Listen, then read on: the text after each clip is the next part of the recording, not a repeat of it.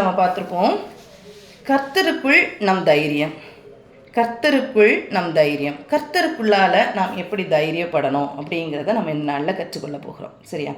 அப்போது நமக்கு தெரியும், கர்த்தருக்குள் நம் தைரியம் அப்படின்னா என்ன? தைரியம் எல்லாருக்கும், அந்த உலகத்தில் வாழுகிற எல்லாருக்கும் ஒவ்வொரு காரியத்தில் தைரியம் இருக்கும் இல்லையா? ஆனால் அந்த தைரியம் எப்படியெல்லாம் நமக்கு வரும் அப்படின்னா, மாம்ச பலத்தினால நமக்கு தைரியம் இருக்கலாம். நமக்கு சரீர சுகம், பலன், ஆரோக்கியம் இருந்தால் இதெல்லாம் நான் செஞ்சு முடிச்சிடலாம் அப்படிங்கிற ஒரு தைரியம். பண பலம் இருந்தால் நமக்கு ஒரு தைரியம் இருக்கும். ஆள் பலம் இருந்தால் நமக்கு ஒரு தைரியம் இருக்கும். அந்தஸ்தோடு நம்ம வாழும்போது நமக்கு ஒரு தைரியம் இருக்கும். வேலை, படிப்பு, இந்த காரியங்கள் எல்லாமே ஒரு விதமான தைரியத்தை நமக்குள்ளால தருது. அப்படிதானே? இந்த உலகத்தில் இந்த காரியங்கள் எல்லாமே நமக்கு ஒரு தைரியத்தை கொடுக்குது. அப்போது இந்த தைரியம் எப்படிப்பட்டது, கர்த்தருக்குள் நம்முடைய தைரியம் எப்படிப்பட்டது அப்படிங்கிறத நம்ம கற்றுக்கொள்ள போகிறோம். அப்போது இந்த தைரியங்கள் நிலையான ஒரு தைரியமும் கிடையாது, நிலையான ஒரு காரியமும் கிடையாது.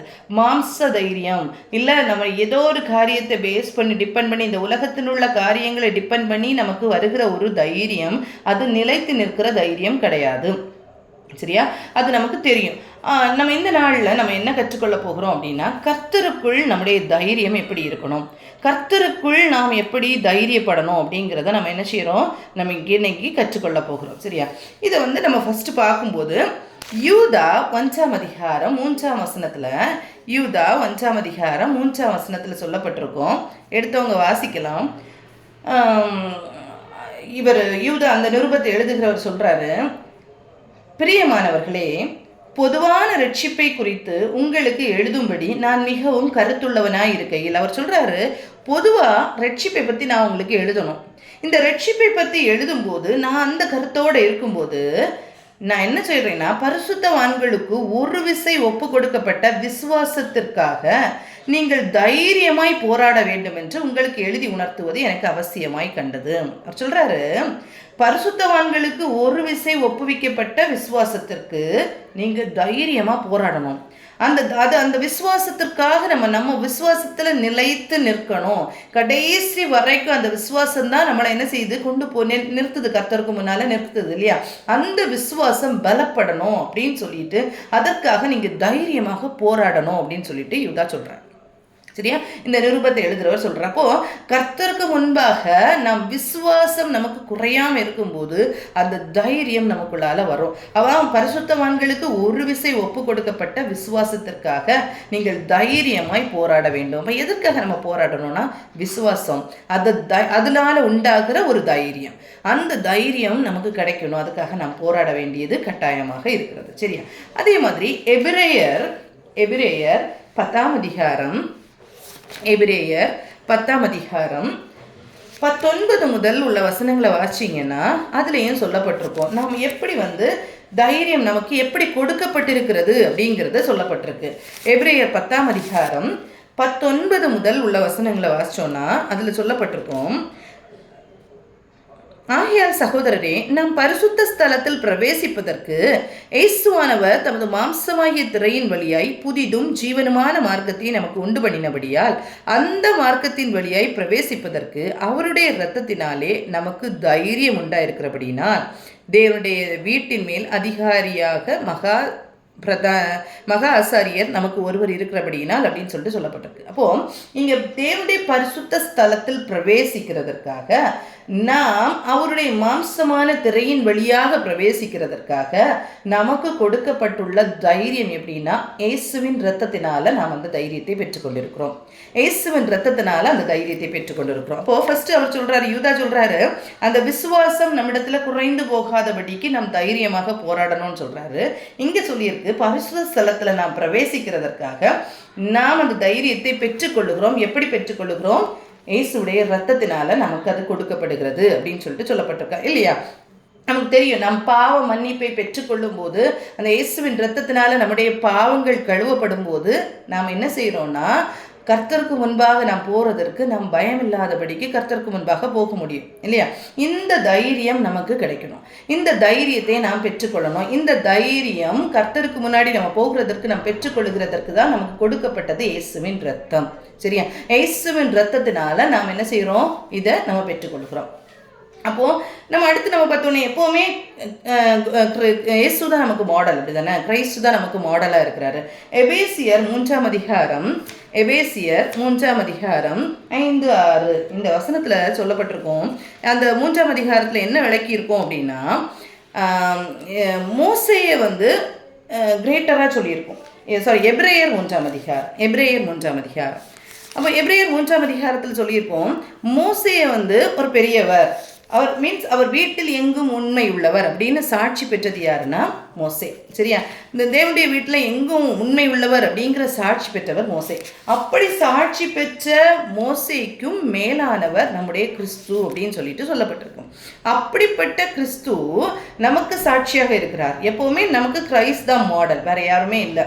கிரைஸ்ட் தான் நமக்கு மாடல். நம்ம மோசேயின் வீட்டில் எங்கும் உண்மை உள்ளவன் அப்படின்னு சொல்லிட்டு சொல்லப்பட்ட காரியம், அதற்கு நமக்கு என்ன பண்ணுதுன்னா, கிறிஸ்துவோ எபிரேயர் 3ஆம் அதிகாரம் 6ஆம் வசனத்தில் சொல்லியிருக்கு, கிறிஸ்துவோ அவருடைய வீட்டிற்கு மேற்பட்டவராக குமாரனாக உண்மை உள்ளவராக இருக்கிறார். நம்பிக்கையினாலே உண்டாகும் தைரியத்தையும் மேன்மை பாராட்டலையும் முடிவு பரியந்தம் உறுதியாய் பற்றி கொண்டிருப்போமே ஆகில் நாமே அவருடைய வீடாயிருப்போம்.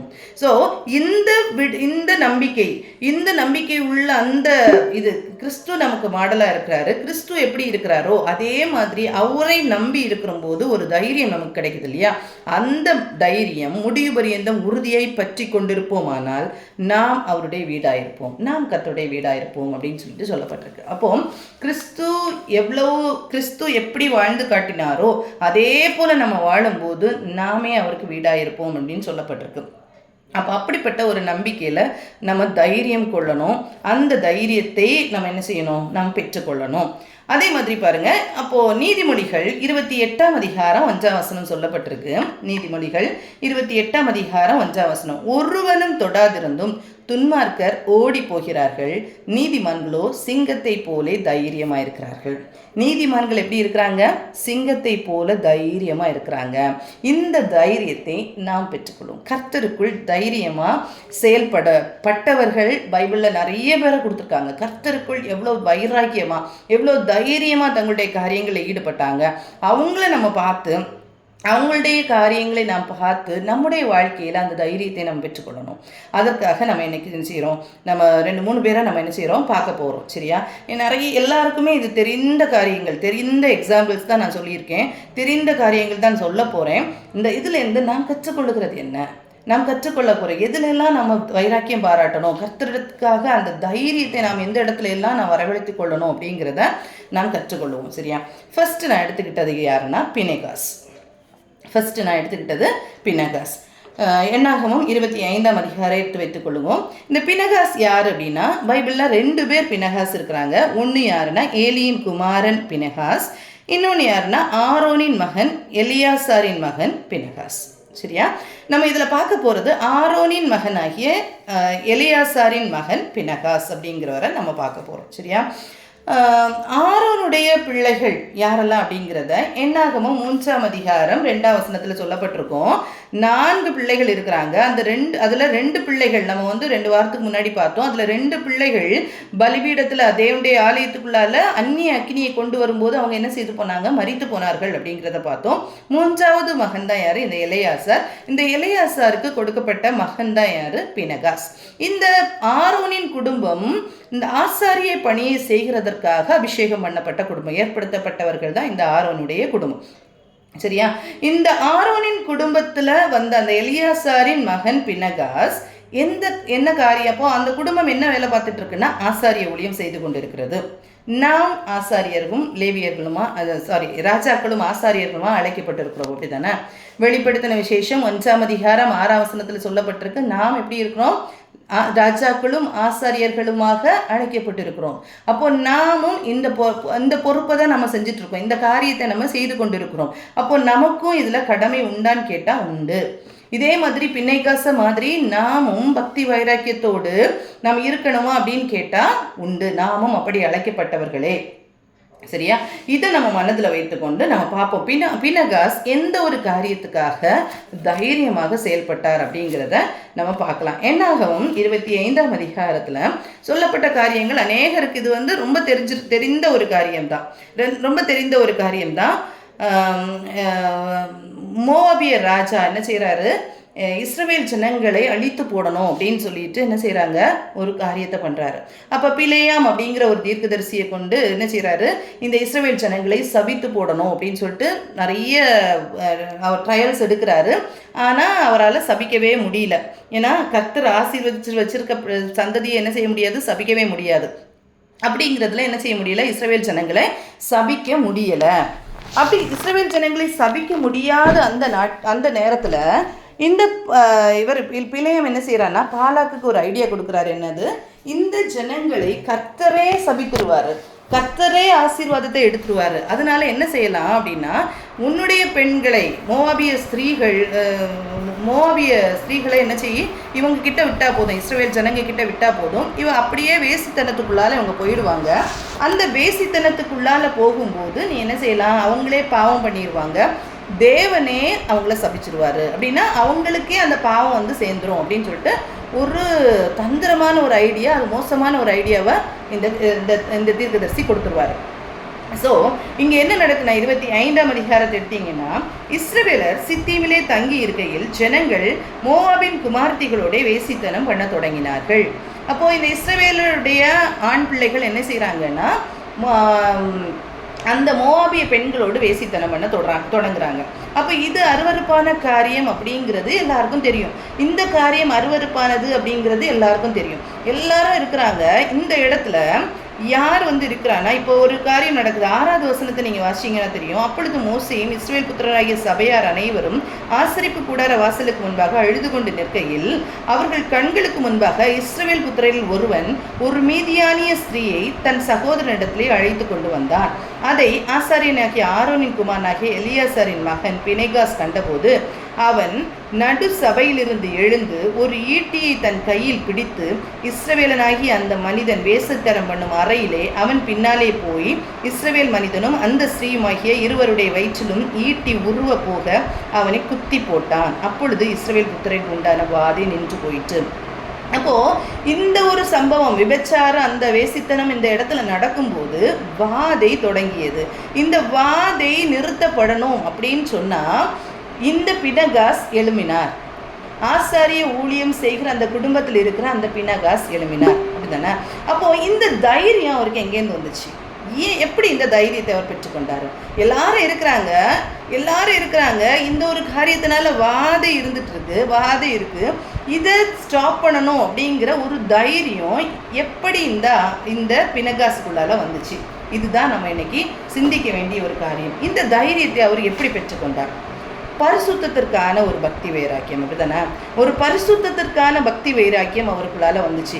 இந்த ஒரு காரியம் செய்கிறது அசுத்தமான காரியம், இதனால பாவம் இந்த இஸ்ரவேலுக்குள்ளால வரும் அப்படிங்கிறது அவரால் புரிந்து கொள்ள முடிந்தது. அவர் என்ன செய்கிறாரு, எழும்பி போகிறார். அப்போ இந்த ஒரு தைரியம் எப்படி கிடைச்சிருக்கும் யோசிச்சு பாருங்க.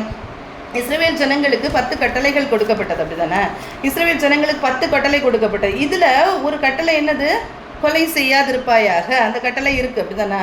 அப்போது கொலை செய்யாது, யாத்திராகமம் 20ஆம் அதிகாரத்திலேயே சொல்லப்பட்ட காரியம். அப்போ கொலை செய்யாதிருப்பாயாக அப்படின்ற கட்டளையை பெற்றுக்கொண்ட இந்த இதில் இவர் என்ன செய்கிறாருன்னா, ஒரு ஈட்டியை எடுத்து போய் குத்துறதுக்கு போகிறாரு.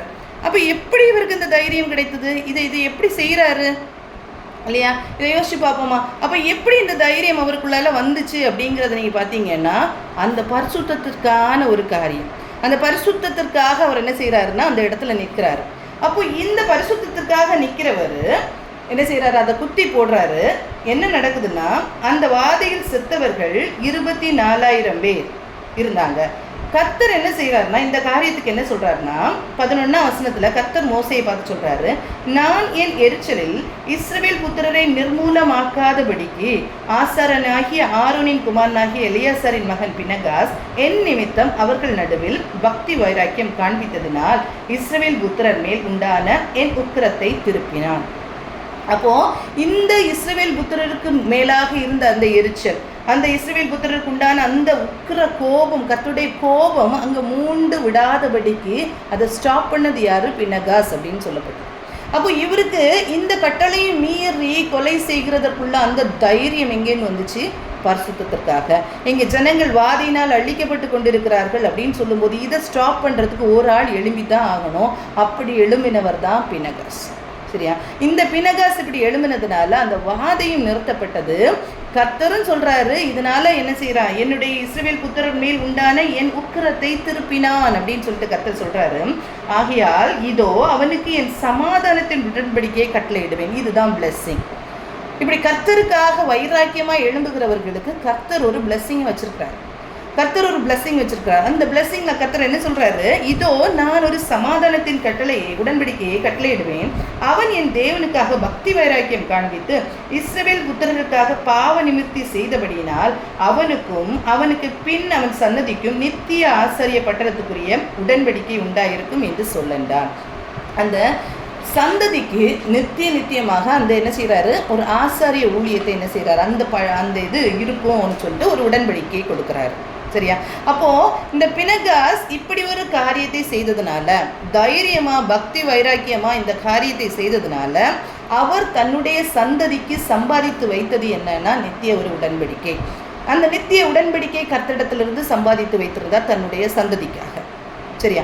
அப்போ என்ன ஒரு பாவத்திலிருந்து, எந்த ஒரு பாவத்திலிருந்து, இது ஒரு பயங்கரமான ஒரு விபச்சார பாவம் அப்படின்னு சொல்லிட்டு சொல்லப்பட்டிருக்கும். இந்த விபச்சார பாவத்திலிருந்து விடுதலை பெற்றுக்கொள்கிறார், விடுதலை வாங்கி கொடுக்கிறார். இதுல இருந்து இந்த வாதி நிறுத்தப்படுகிறதற்கு காரணமாக இருந்தது இந்த பினகாஸ். இப்படிதானே? இந்த பினகாஸ் அது இருக்கிறாரு. இதே கட்டளை இஸ்ரவேல் ஜனங்களுக்கு கொடுக்கப்படுது, விபச்சாரம் செய்யாதிருப்பாயாக அப்படின்னு சொல்லிட்டு ஒரு கட்டளை கொடுக்கப்படுது இல்லையா? விபச்சாரம் செய்யாதிருப்பாயாக. அப்போ நாமும் அந்த கட்டளைக்கு உட்பட்டவர்கள். நமக்கு இயேசு என்ன கட்டளை அதுக்கு சொல்லியிருக்காருன்னா, மத்தேயு 5ஆம் அதிகாரம் 27லேருந்து 32 வரைக்கும் உள்ள வசனங்களை எடுத்து பார்ப்போம். மத்தேயு 5ஆம் அதிகாரம் 27 முதல் உள்ள வசனத்தை பார்த்தீங்கன்னா, விபச்சாரம் செய்யாதிருப்பாயாக என்பது பூர்வத்தாருக்கு உரைக்கப்பட்டதென்று கேள்விப்பட்டிருக்கிறீர்கள். நான் உங்களுக்கு சொல்லுகிறேன், ஒரு ஸ்திரீயை இச்சையோடு பார்க்கிற எவனும் தன் இருதயத்தில் அவளோட விபச்சாரம் செய்தாயிற்று. உன் வலது கண் உனக்கு இடர்கள் உண்டாக்கினால் அதை பிடுங்கி எறிந்து போடு. உன் சரீரம் முழுவதும் நரகத்தில் தள்ளப்படுவதை பார்க்கிலும் உன் அவயங்களில் ஒன்று கெட்டுப்போவது உனக்கு நலமாயிருக்கும். உன் வலது கை உனக்கு இடர்கள் உண்டாக்கினால் அதை தரித்து எறிந்து போடு.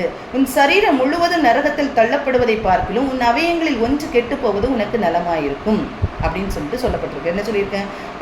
அடுத்தது, தன் மனைவியை தள்ளி விடுகிற எவனும் தள்ளுதற் சீட்டை அவளுக்கு கொடுக்க கடவன் என்று உரைக்கப்பட்டது. நான் உங்களுக்கு சொல்லுகிறேன், வேசித்தன முகாந்திரத்தினால் ஒழிய தன் மனைவியை தள்ளி விடுகிறவன் அவளை விபச்சாரம் பண்ணுகிறவனா இருக்கிறான்.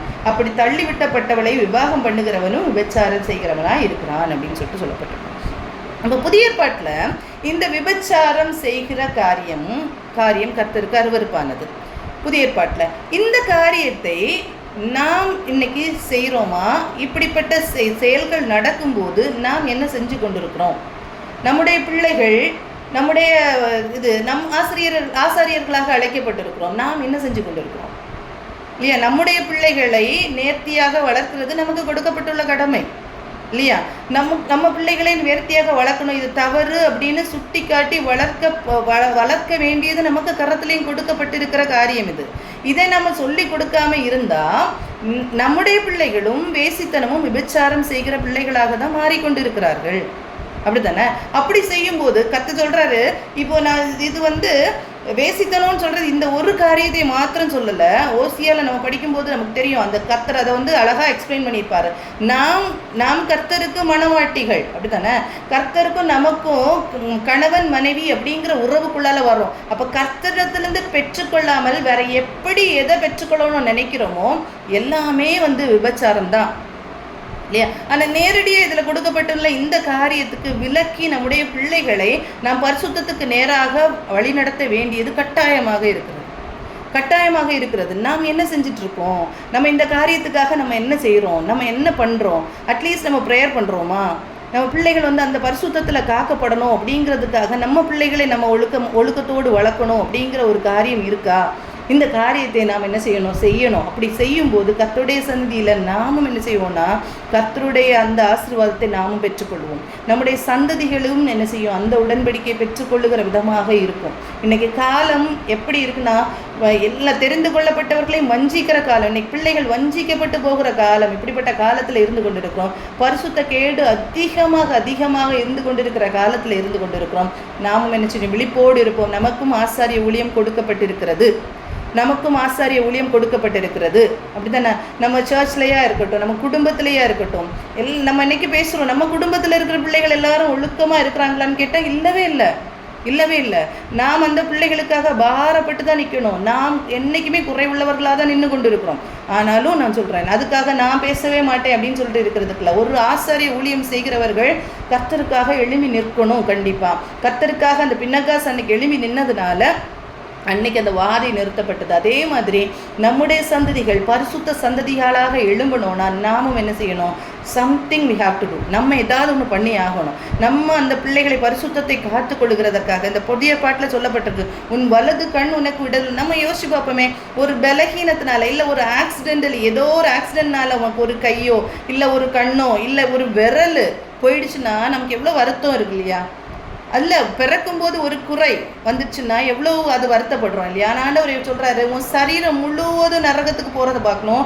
உனக்கு அது கஷ்டமாக இருக்குதுன்னா அது உன்னை பரலோகத்துக்கு வர முடியாமல் தடுக்குதுன்னா நீ அதை வெட்டி போடுன்னு சொல்கிறாரு இல்லையா? அது எவ்வளோ முக்கியமானது அப்படிங்கிறத அந்த இடத்துல காட்டு. வெட்டி போடுறதுக்கல்ல, அது எவ்வளோ முக்கியமானது அப்படிங்கிறத கர்த்தர் சொல்கிறாரு. அந்த பரிசுத்தத்தை காத்துக்கொள்ளணுங்கிறதுக்காக கர்த்தர் சொல்கிறாரு. அந்த பரிசுத்தம் காக்கப்படணும். அந்த பரிசுத்தத்தை நம்ம என்ன செய்யணும், விரும்பணும். நம்ம ஒவ்வொருவரும் விரும்பணும். நம்முடைய பிள்ளைகளுக்குள்ளானே அதை என்ன செய்யணும், நம்ம இன்னைக்கு பிள்ளைகளுக்கும் அதை கற்றுக் கொடுக்கணும். இன்னைக்கு உண்மையிலே சொல்கிறேன், நிறைய காரியத்தில் பரிசுத்த குலைச்சலான காரியங்கள் நடந்து கொண்டிருக்கு. பிள்ளைகளுடைய ட்ரெஸ்ஸிங் முதல் எல்லாவற்றிலும் பரிசுத்த குலைச்சல் இருந்து கொண்டே தான் இருக்குது. இந்த காரியத்தில் எல்லாம் நம்ம என்ன செய்யணும்னா மனதில் வைத்து நம்ம ஜெபிக்கணும். நம்ம எவ்வளோத்துக்கு சொல்ல முடியுமோ அந்த காரியத்தை நம்ம பிள்ளைகளுக்கு நம்ம என்ன செய்யணும், கற்றுக் கொடுக்கணும். அப்படி இல்லைன்னா ஒரு பரிசுத்த சந்ததி எழுப்பவே முடியாது. பரிசுத்த சந்ததியை நம்ம என்ன செய்யணும், எழுப்புகிறதற்கு நாம என்ன செய்கிறோம், அழைக்கப்பட்டிருக்கிறோம். சரியா? செகண்ட் ரெண்டாவது நம்ம பார்த்தோன்னா தாவீதை குறித்து நம்ம பார்க்கலாம்.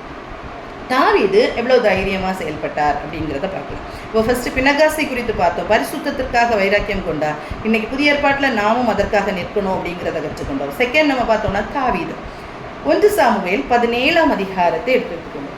1 சாமுவேல் 17ஆம் அதிகாரம். இந்த 1 சாமுவேல் 17ஆம் அதிகாரத்தில் சொல்லப்பட்ட காரியம் என்னன்னா, தாவீதுக்கும் கோலியாத்துக்கும் இடையில நடைபெறுகிற ஒரு சம்பவம். அப்படிதானே? தாவீதுக்கும் கோலியாத்துக்கும் நடைபெறுகிற ஒரு காரியம். அப்போ இந்த இஸ்ரவேலின் ராஜாவாக அந்த நாட்களில் இருந்தது யாருன்னா சவுல். இஸ்ரவேலின் முதல் ராஜாவாகிய சவுல் என்ன செய்யறாருன்னா இஸ்ரவேலுக்கு ராஜாவாக இருக்கிறாரு. யுத்தம் யாரோட நடக்கிறதுனா பெலிஸ்தியரோடு யுத்தம் நடக்கிறது. இந்த பெலிஸ்தியரோட யுத்தம் நடக்கிறது. அந்த பெலிஸ்தியன் சார்பாக யார் யுத்தத்துக்கு வர்றா அப்படின்னா காத்தூரானாகிய கோலியாத் என்ன செய்யறாருன்னா யுத்தத்துக்கு வர்றாரு.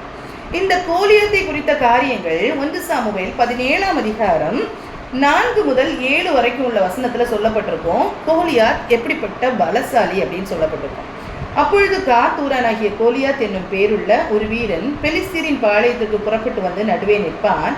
அவன் உயரம் 6 முழமும் 1 ஜானுமும். அவன் தன் தலையின் மேல் வெண்கல சீராவை போட்டு ஒரு போர்க்கவசம் தரித்து கொண்டிருப்பான். அந்த கவசத்தின் நிறை 5000 சேக்கல் வெண்கலமாய் இருக்கும். அவன் தன் கால்களிலே வெண்கல கவசத்தையும் தன் தோள்களின் மேல் வெண்கல கேடகத்தையும் தரித்திருப்பான். அவனுடைய ஈட்டி தாங்கு நெசவுக்காரரின் படைமரத்தின் கனதியும் அவன் ஈட்டியின் அலகு 600 சேக்கல் இருப்புமாய் இருக்கும். பரிசை பிடிக்கிறவன் அவனுக்கு முன்னாக நடப்பான். இப்படி கோலியாத்தை குறித்து சொல்லியிருக்கு. ஒரு பெரிய பலசாலி. அவனுடைய ஸ்ட்ரக்சரே பெருசாக இருக்குது. அவனுடைய எக்ஸ்டர்னல் ஸ்ட்ரக்சரே அப்படி தான் இருக்குது, பயங்கரமாக இருக்குது. வெளியே பார்க்குறதற்கு அவன் பயங்கரமாக ஒரு பெரிய ஒரு வீரனாக தெரிகிறான் மற்றவருடைய பார்வையில். சரியா? இவன் வந்து நின்று என்ன செய்கிறான்னா ஒரு சேலஞ்ச் பண்ணிக்கிட்டே இருக்கான். 8லேருந்து 10 வரைக்கும் உள்ள வசனங்களை வாசிச்சிங்கன்னா சேலஞ்ச் பண்ணிக்கிட்டே இருப்பான். அவன் வந்து நின்று இஸ்ரவேல் சேனையை பார்த்து சத்தமிட்டு, நீங்கள் யுத்தத்திற்கு அணிவகுத்து நிற்கிறது என்ன? நான் பெலிஸ்தியன் அல்லவா? நீங்கள் ஒருவரை தெரிந்து கொள்ளுங்கள், அவன் என்னிடத்தில் வரட்டும்.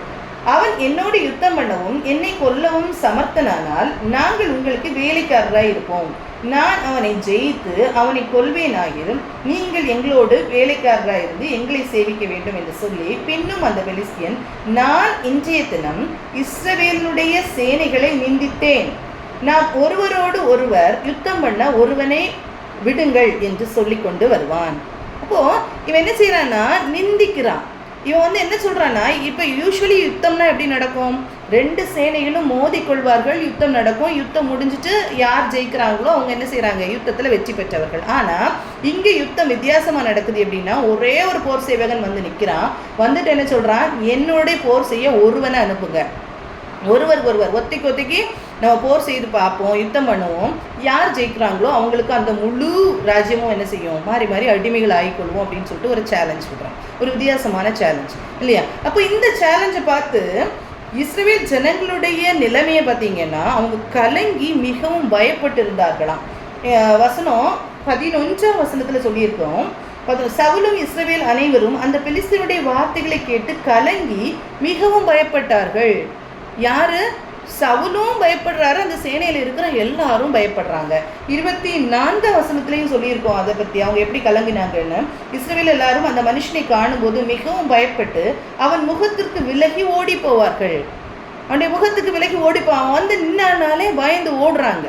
அப்படிப்பட்ட ஒரு பெரிய ஒரு ஸ்ட்ரக்சரோட, ஒரு பெரிய ஒரு சேலஞ்சிங்கோட அவன் வந்து நிற்கிறான். சேலஞ்சிங் வேர்ட்ஸ் அவன் வாயிலேருந்து வந்துக்கிட்டே இருக்குது. அந்த சேனைகளை பார்த்து அவன் என்ன செய்கிறான், அவன் வந்து தூஷிச்சுக்கிட்டே இருக்கிறான். அப்போ இந்த காரியத்தை என்ன செய்கிறாங்கன்னா, கேட்டுட்டு எல்லாரும் ஓடி ஓடி இருக்கிறாங்க. வசனம் 16ஆவது வசனம் சொல்லுது, காலையிலையும் ஈவினிங்கும் அவன் வந்து 40 நாள் இதே மாதிரி வருவான், வந்து நிற்பான், இந்த காரியத்தை சொல்லுவான், போவான்.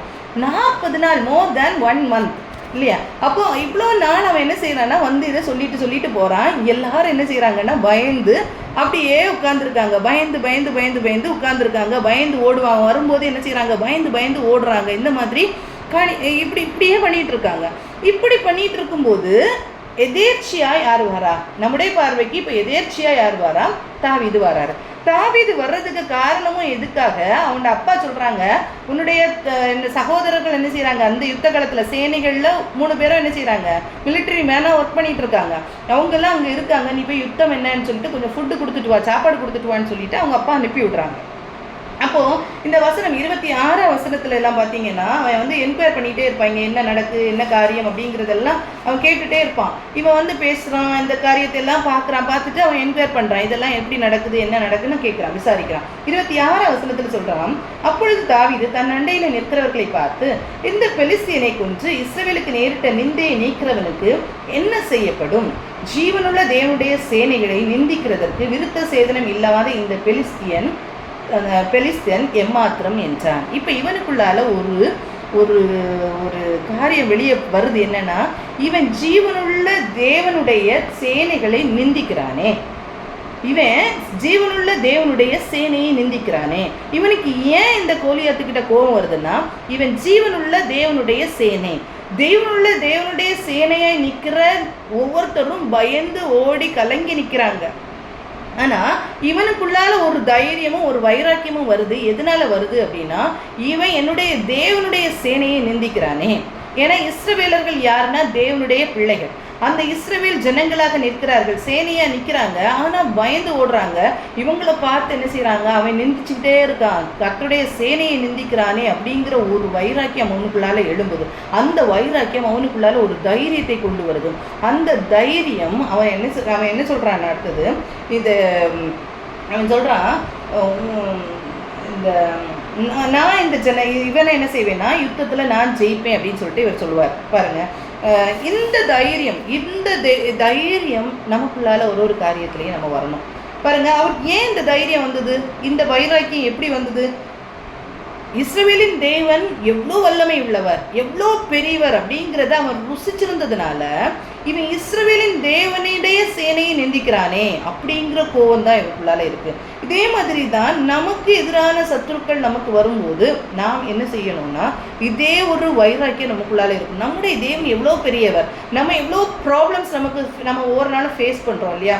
ஒவ்வொரு ப்ராப்ளம்ஸ் வரும்போது நம்ம ப்ராப்ளம்ஸை பெருசாக பார்க்காம நம்முடைய தேவன் அறியாதபடிக்கு ஒரு காரியமும் நடக்காது அப்படிங்கிற அந்த காரியம் நமக்குள்ளால இருக்கிறதா?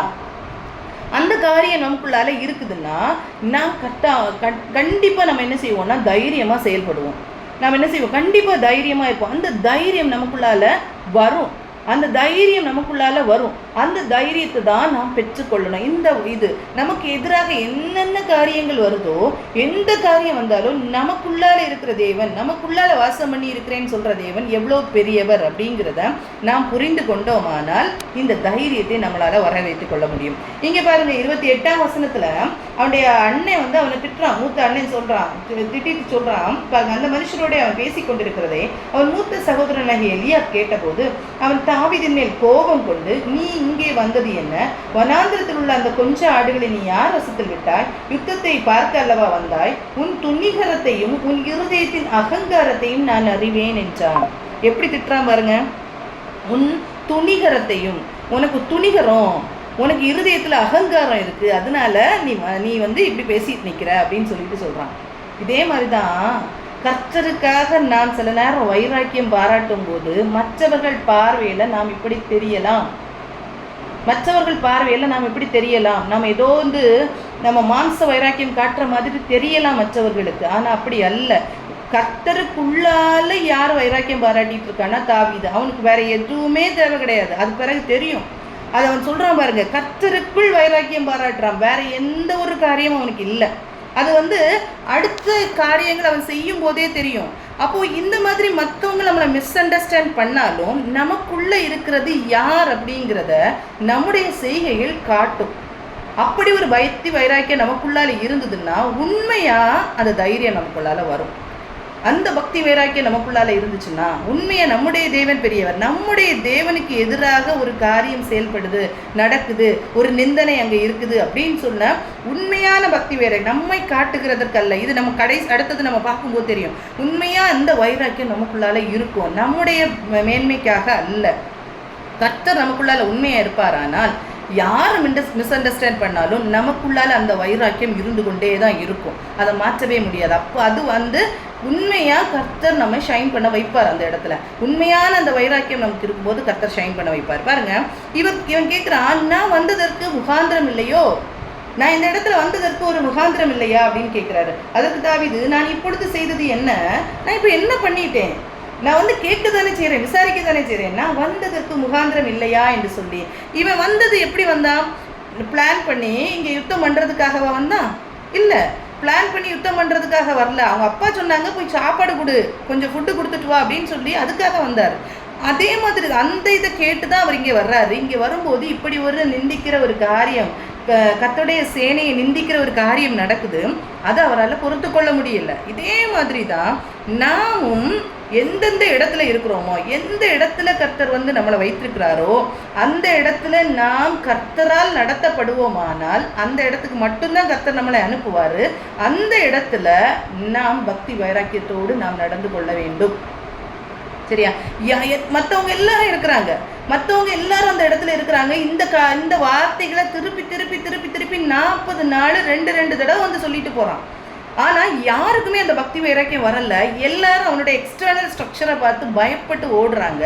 ஆனால் இந்த தாவீது சின்ன பையனாக இருக்கிறான். இவருக்கு என்னது அவ்வளோ ஒரு தைரியம் வருது. எப்படி இந்த தைரியம் வருதுன்னா, எனக்குள்ளால இருக்கிற தேவன், நான் ஆராதிக்கிற தேவன் எவ்வளோ பெரியவர் அப்படிங்கிறத அவன் உணர்ந்ததுனால மாத்திரமே. அப்போ அது மாதிரி தான் நாம் ஆண்டவருடைய பிள்ளைகளாக இருக்கிறோமானால் ஆண்டவர் தான் நம்மளை லீட் பண்ணுறாருன்னா எங்கெல்லாம் கர்த்தர் நம்மளை அனுப்புகிறாரோ அந்த இடத்துல கர்த்தர் ஒரு திட்டத்தை வைத்திருப்பார். இங்கே வந்து பிளான் பண்ணியெல்லாம் யார் வரல, தாவீது வரல, யுத்தத்துக்கு போகிறேன்னு பிளான் பண்ணி வரல. சும்மா சாப்பாடு கொடுக்க வந்தவர் என்ன செய்கிறாரு, யுத்தம் பண்ணுறதுக்கு ரெடி ஆகுறாரு. இப்படி தான் கர்த்தருடைய பிள்ளைகள் கர்த்தரால் வழிநடத்தப்பட்டா, உண்மையிலேயே நாம் கர்த்தரால் வழிநடத்தப்பட்டா எந்த இடத்துல கர்த்தர் அனுமதிப்பாரோ அங்கே தான் நம்மளை அனுப்புவார். அந்த இடத்துல நாம் கர்த்தருக்கு வைராக்கியமாக நிற்கணும், வைராக்கியம் பாராட்டணும். அந்த தைரியம் நமக்குள்ளால கர்த்தர் தருவாங்க. சரியா? இப்போ பாருங்க, சவுல் வந்து எக்ஸ்பிளைன் பண்ணுறாரு. என்னென்னா, இப்போ இவரை கூப்பிட்டு போகிறாங்க, நான் யுத்தத்துக்கு போகிறேன் அப்படின்னு சொன்ன உடனேயே கூப்பிட்டு போகிறாங்க. அப்போது கூப்பிட்டு போன உடனே என்ன பண்ணுறாங்கன்னா, சரி இவன் சின்ன பையனாக இருக்கிறான்னு சொல்லிட்டு தாவீது சவுலை நோக்கி, இவன் நிமித்தம் 32 verse 32 17 verse 32 தாவீது சவுலை நோக்கி, இதுவே நிமித்தம் ஒருவனுடைய இருதயமும் கலங்க வேண்டியதில்லை, உம்முடைய அடியானாகிய நான் போய் இந்த பெலிஸ்தியனுடைய யுத்தம் பண்ணுவேன் அப்படின்னு சொல்றாரு. எவ்வளவு தைரியமா சொல்றாரு, யாரும் கலக்கம் அடைய வேண்டாம், நான் போய் இவனை யுத்தம் பண்ணுவேன் அப்படின்னு சொல்லிட்டு சொல்றேன். அப்பொழுது சவுல் தாவீதை நோக்கி, நீ இந்த பெலிஸ்தியரோட எதிர்த்து யுத்தம் பண்ண உன்னால் ஆகாது, நீ இளைஞன், அவனோ தன் சிறு வயது முதல் யுத்த வீரன் என்றான். இப்ப சவுல் சொல்றாரு, உண்மையா நீ போற, ஆனா உன்னால இது முடியாது, உன்னால முடியாது. சவுலுக்கு கண்டிப்பா பயம் இருக்கும். ஏன்னா இந்த சின்ன பையன் போறான், ஒருவேளை யுத்தத்துல தோத்து போயிட்டான்னா எல்லாரும் எதுக்கு அடிமை?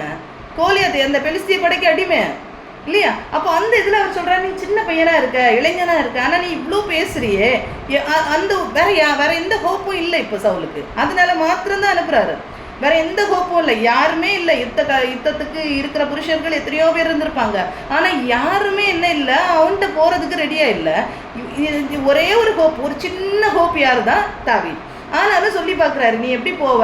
ஏன்னா இவன் போய் தோத்துட்டு வந்துட்டான்னா எல்லாரும் அடிமை அப்படிங்கிற ஒரு சேலஞ்சுக்குள்ளே தான் போகிறாங்க.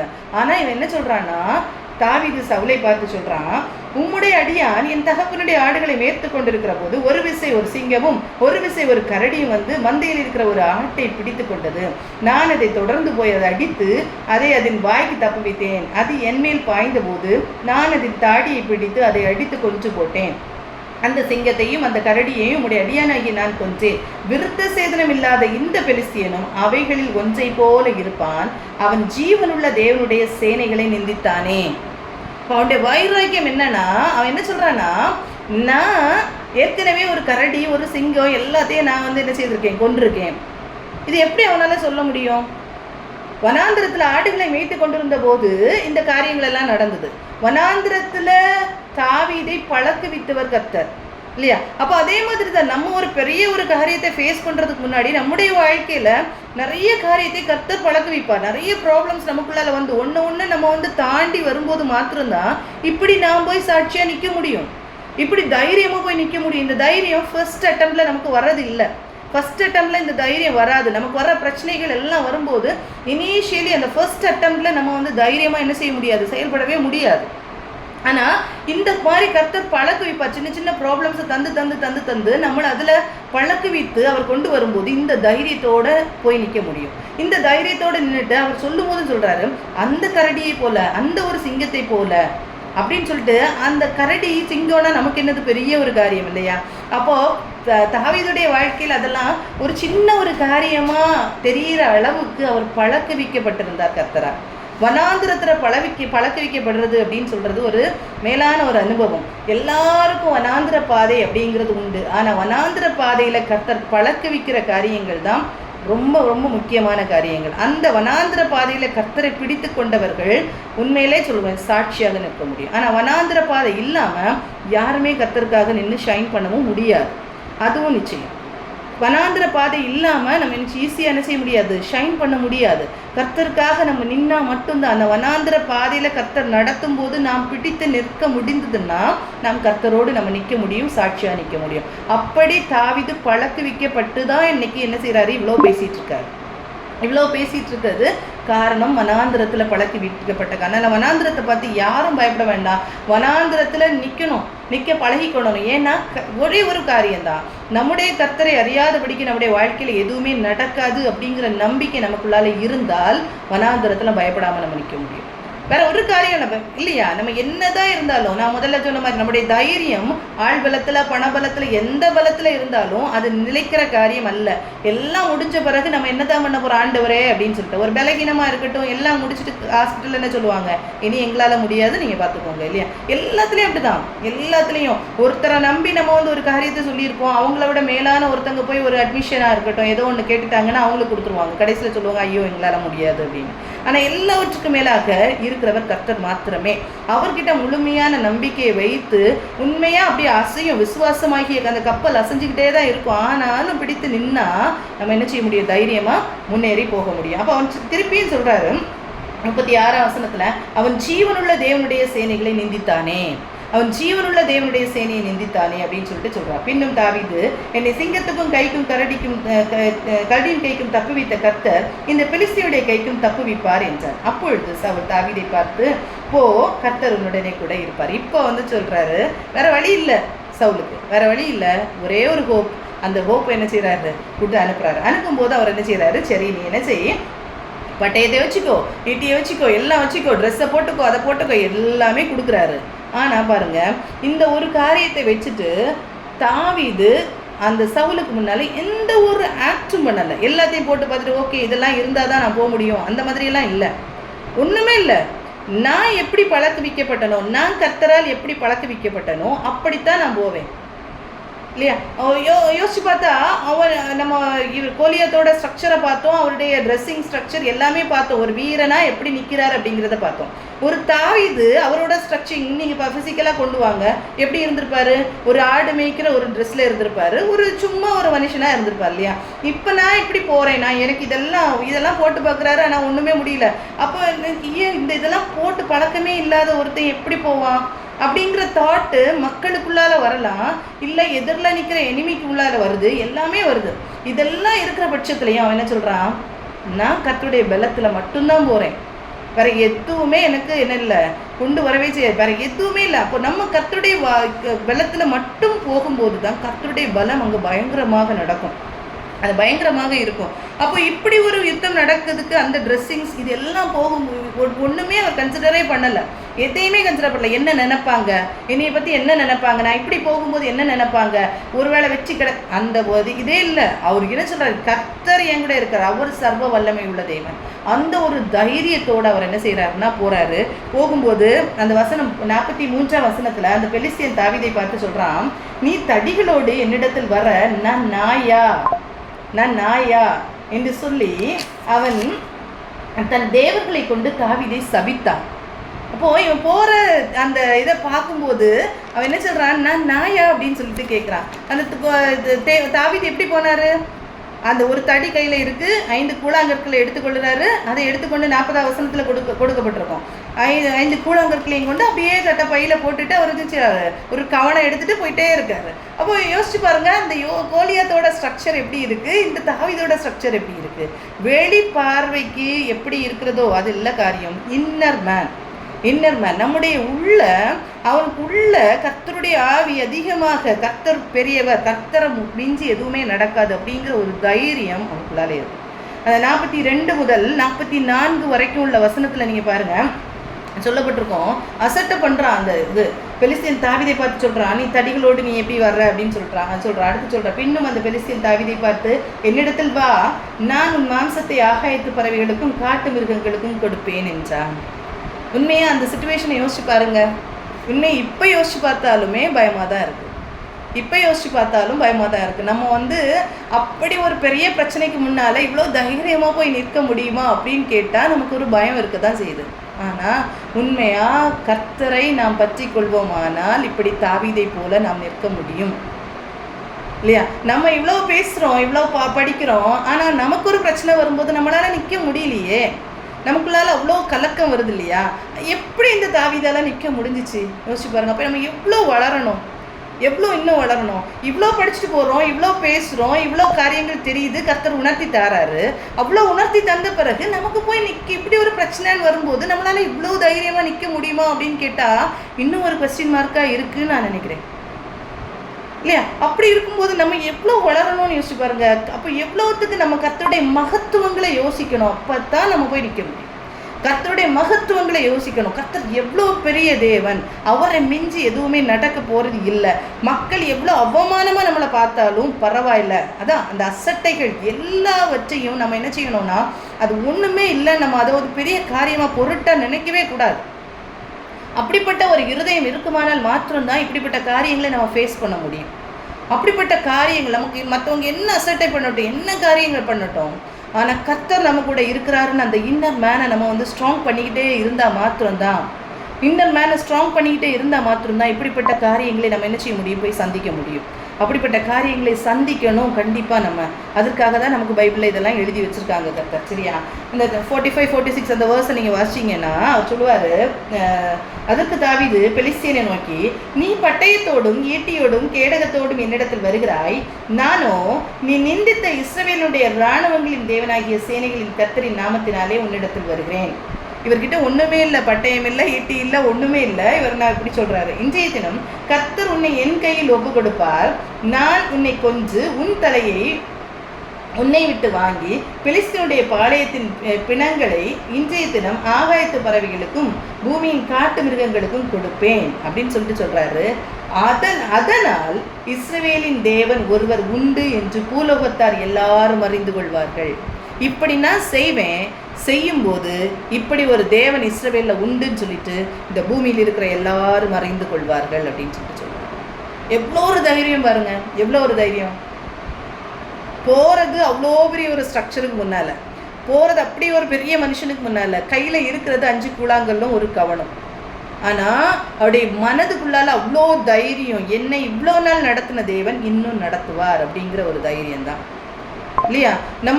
இன்னைக்கு இருக்கிறோமே, இன்னைக்கு நான் சொல்லுவேன், இன்னைக்கு நம்ம இருக்கிறோமே, நம்ம இவ்வளோ காரியங்கள் நல்லா செஞ்சுருக்கோம் அப்படிங்கிறதுனால தான் கர்த்தர் இன்னைக்கு கர்த்தர் அறிய வைத்து நம்மளை இன்னைக்கு இப்படி நடத்தி கொண்டிருக்கிறாரா? இவ்வளோ வயசு வரைக்கும் நம்ம ஆண்டவரை அறிந்ததே, உண்மையாக அறிந்ததே நிறைய இவ்வளோ லேட்டாக தான் நம்ம அறிந்திருக்கிறோம். அதுக்கு முன்னாடி வரைக்கும் நம்மளை பாதுகாத்து இப்படி கொண்டு வந்த தேவன் இன்னைக்கு அதெல்லாம் புரிய வைக்கிறார், நம்மளை நன்றி சொல்ல வைக்கிறாரு. அந்த லெவலுக்கு நம்ம வந்திருக்கிறோமே, அந்த தேவன் இன்னும் நடத்த மாட்டாரா? நமக்கு என்னன்னே தெரியாம கண்ணை மூடிட்டு இருந்த நாட்களில் இந்த உலகத்துல ஜெயித்து நம்மளை வாழ வைத்திருக்கிற தேவன் நம்ம கண்ணை திறக்க வச்சுட்டு அப்படியே விட்டுருவாரா? இல்லை, நம்ம கண்கள் கட்டப்பட்டவர்களா? உண்மையிலே சொல்லுவேன், நம்ம ஆண்டவரை அறிகிறதுக்கு முன்பாக கண்ணை கட்டி இருந்த நாட்களில் கூட கையை பிடிச்சி கர்த்தர் நடத்தி இவ்வளோ நாள் கொண்டு வந்து இன்னைக்கு அதை பார்த்து நம்மளை நன்றி சொல்ல வச்சிருக்காருன்னா இனி விட்டுருவாரா நம்மளை? இந்த தைரியம் நமக்குள்ளால வரணும். அவ்வளோ பெரிய தேவன் நம்ம கூட இருக்கிறாரு அப்படிங்கிற தைரியம் நமக்குள்ள அவர் வரணும். அப்பா அவர் சொல்கிறாரு, யுத்தம் கர்த்தருடையது, நாம் என்ன செய்யணும்? சும்மா இருக்கணும் அப்படின்னு சொல்லிட்டு சொல்கிறார். அவர் கர்த்தர் பட்டயத்தினாலே ஈட்டியினால் ரட்சிக்கிறவர் அல்ல என்று இந்த ஜனக்கூட்டம் எல்லாம் அறிந்து கொள்ளும். யுத்தம் கர்த்தருடையது, அவர் உங்களை எங்கள் கையில் ஒப்பு கொடுப்பார் அப்படின்னு சொல்கிறார். யுத்தம் கர்த்தருடையது, சரியா?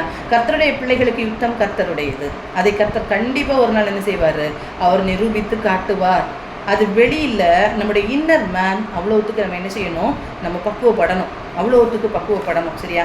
அப்படித்தான் நம்ம என்ன செய்யணும்? வாழணும். சரி, இது பாருங்க எப்படி இந்த யுத்தம் நடக்குதுன்னு பாருங்க. 2 வசனத்தில் அந்த யுத்தத்தை சொல்லி முடிச்சுட்டாங்க பாருங்க. நெற்றியில படை எறிந்தான், அந்த கவனில் வச்சு ஒரு கூழாங்கல்ல எடுத்து அவன் நெற்றியில படை எறிந்தான். ஆனால் அந்த வசனம் சொல்லுது, அவன் நெற்றியில் படை எறிந்தான், அவன் என்ன செய்யறான்?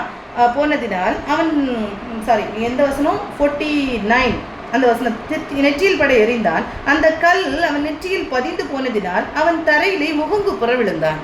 இப்போ நெற்றியில ஒரு கல் போய் பட்டதுனால எப்படி முகங்குப்புற விழுவான்? இல்லையா? பட்டது இங்கே அவ்வளோ ஃபோர்ஸாக பட்டதுன்னா பேக் சைடாக விழுந்திருக்கணும் இல்லையா? ஆனால் முகங்குப்புற விழுந்தான். இதற்கு காரணம் என்ன தெரியுமா? கர்த்தருக்கு முன்பாக, தாவீதுக்கு முன்பாக கர்த்தர் நின்னார், கோலியத்துக்கு பின்னால் கர்த்தர் நின்னார். கோலியத்துக்கு பின்னால் நின்று அவனை தள்ளி போட்டது யாருன்னா கர்த்தர். அதுதான் இந்த கல்லில் அவருக்கு பின்னால் தாவீதுக்கு முன்னால் நின்ன கர்த்தர் என்ன செய்கிறாருன்னா அவனை கீழே தள்ளி போடுறாரு. முகங்குப்புற அவன் விழுந்த ஒரு சின்ன கல்லால் என்ன செய்கிறாங்க? அவன் மேபி அவன் ஃபேஸ் மட்டும்தான் தெரிஞ்சிருக்கும் இல்லை, மற்ற எல்லாம் கவசத்தினால மூடி வச்சுருந்துருப்பான். அந்த நெற்றியில் படி இறையிறான், அதை கரெக்டாக பட வச்சு கர்த்தர் என்ன செய்கிறார்? முகங்குப்புற விழ வைக்கிறார். அவன் கர்த்தருக்காக வைராக்கியம் பாராட்டினான். என்னுடைய கர்த்தரின் சேனையை நிந்தித்தானே அப்படின்னு சொன்னான்ல, அந்த சேனைக்கு முன்னாலே எவ்வளோ வெட்கப்பட்டு விழுந்திருப்பான் இல்லையா? அந்த ஜனங்கள் எல்லாரும் பார்த்துருப்பாங்க இல்லையா? எவ்வளோ நிசாரமாக தள்ளி போட்டார் கர்த்தர். அதுதான் கர்த்தர். எவ்வளோ அவமானங்கள் அதுக்கு முன்னால், எவ்வளோ காரியங்கள், எவ்வளோ நிந்தனையான பேச்சுகள், எவ்வளோ அசட்டைகள், எல்லாருடைய பார்வைக்கும் எவ்வளோ ஸ்மாலாக அவன் தெரிஞ்சிருப்பான் இல்லையா? ஆனால் கர்த்தர் யுத்தம் செய்ய ஆரம்பிச்சிட்டாருன்னா ஒரு செகண்ட் தான், ஒரு வசனத்தில் அங்கே சொல்லி முடிச்சிட்டாங்க, அவன் விழுந்தான் அப்படின்னு சொல்லி முடிச்சிட்டாங்க. இப்போ பாருங்கள், தாவீது கையில் பட்டயமே இல்லை. 50வது வசனம் சொல்லுது, தாவீது கையில் பட்டயமே இல்லை.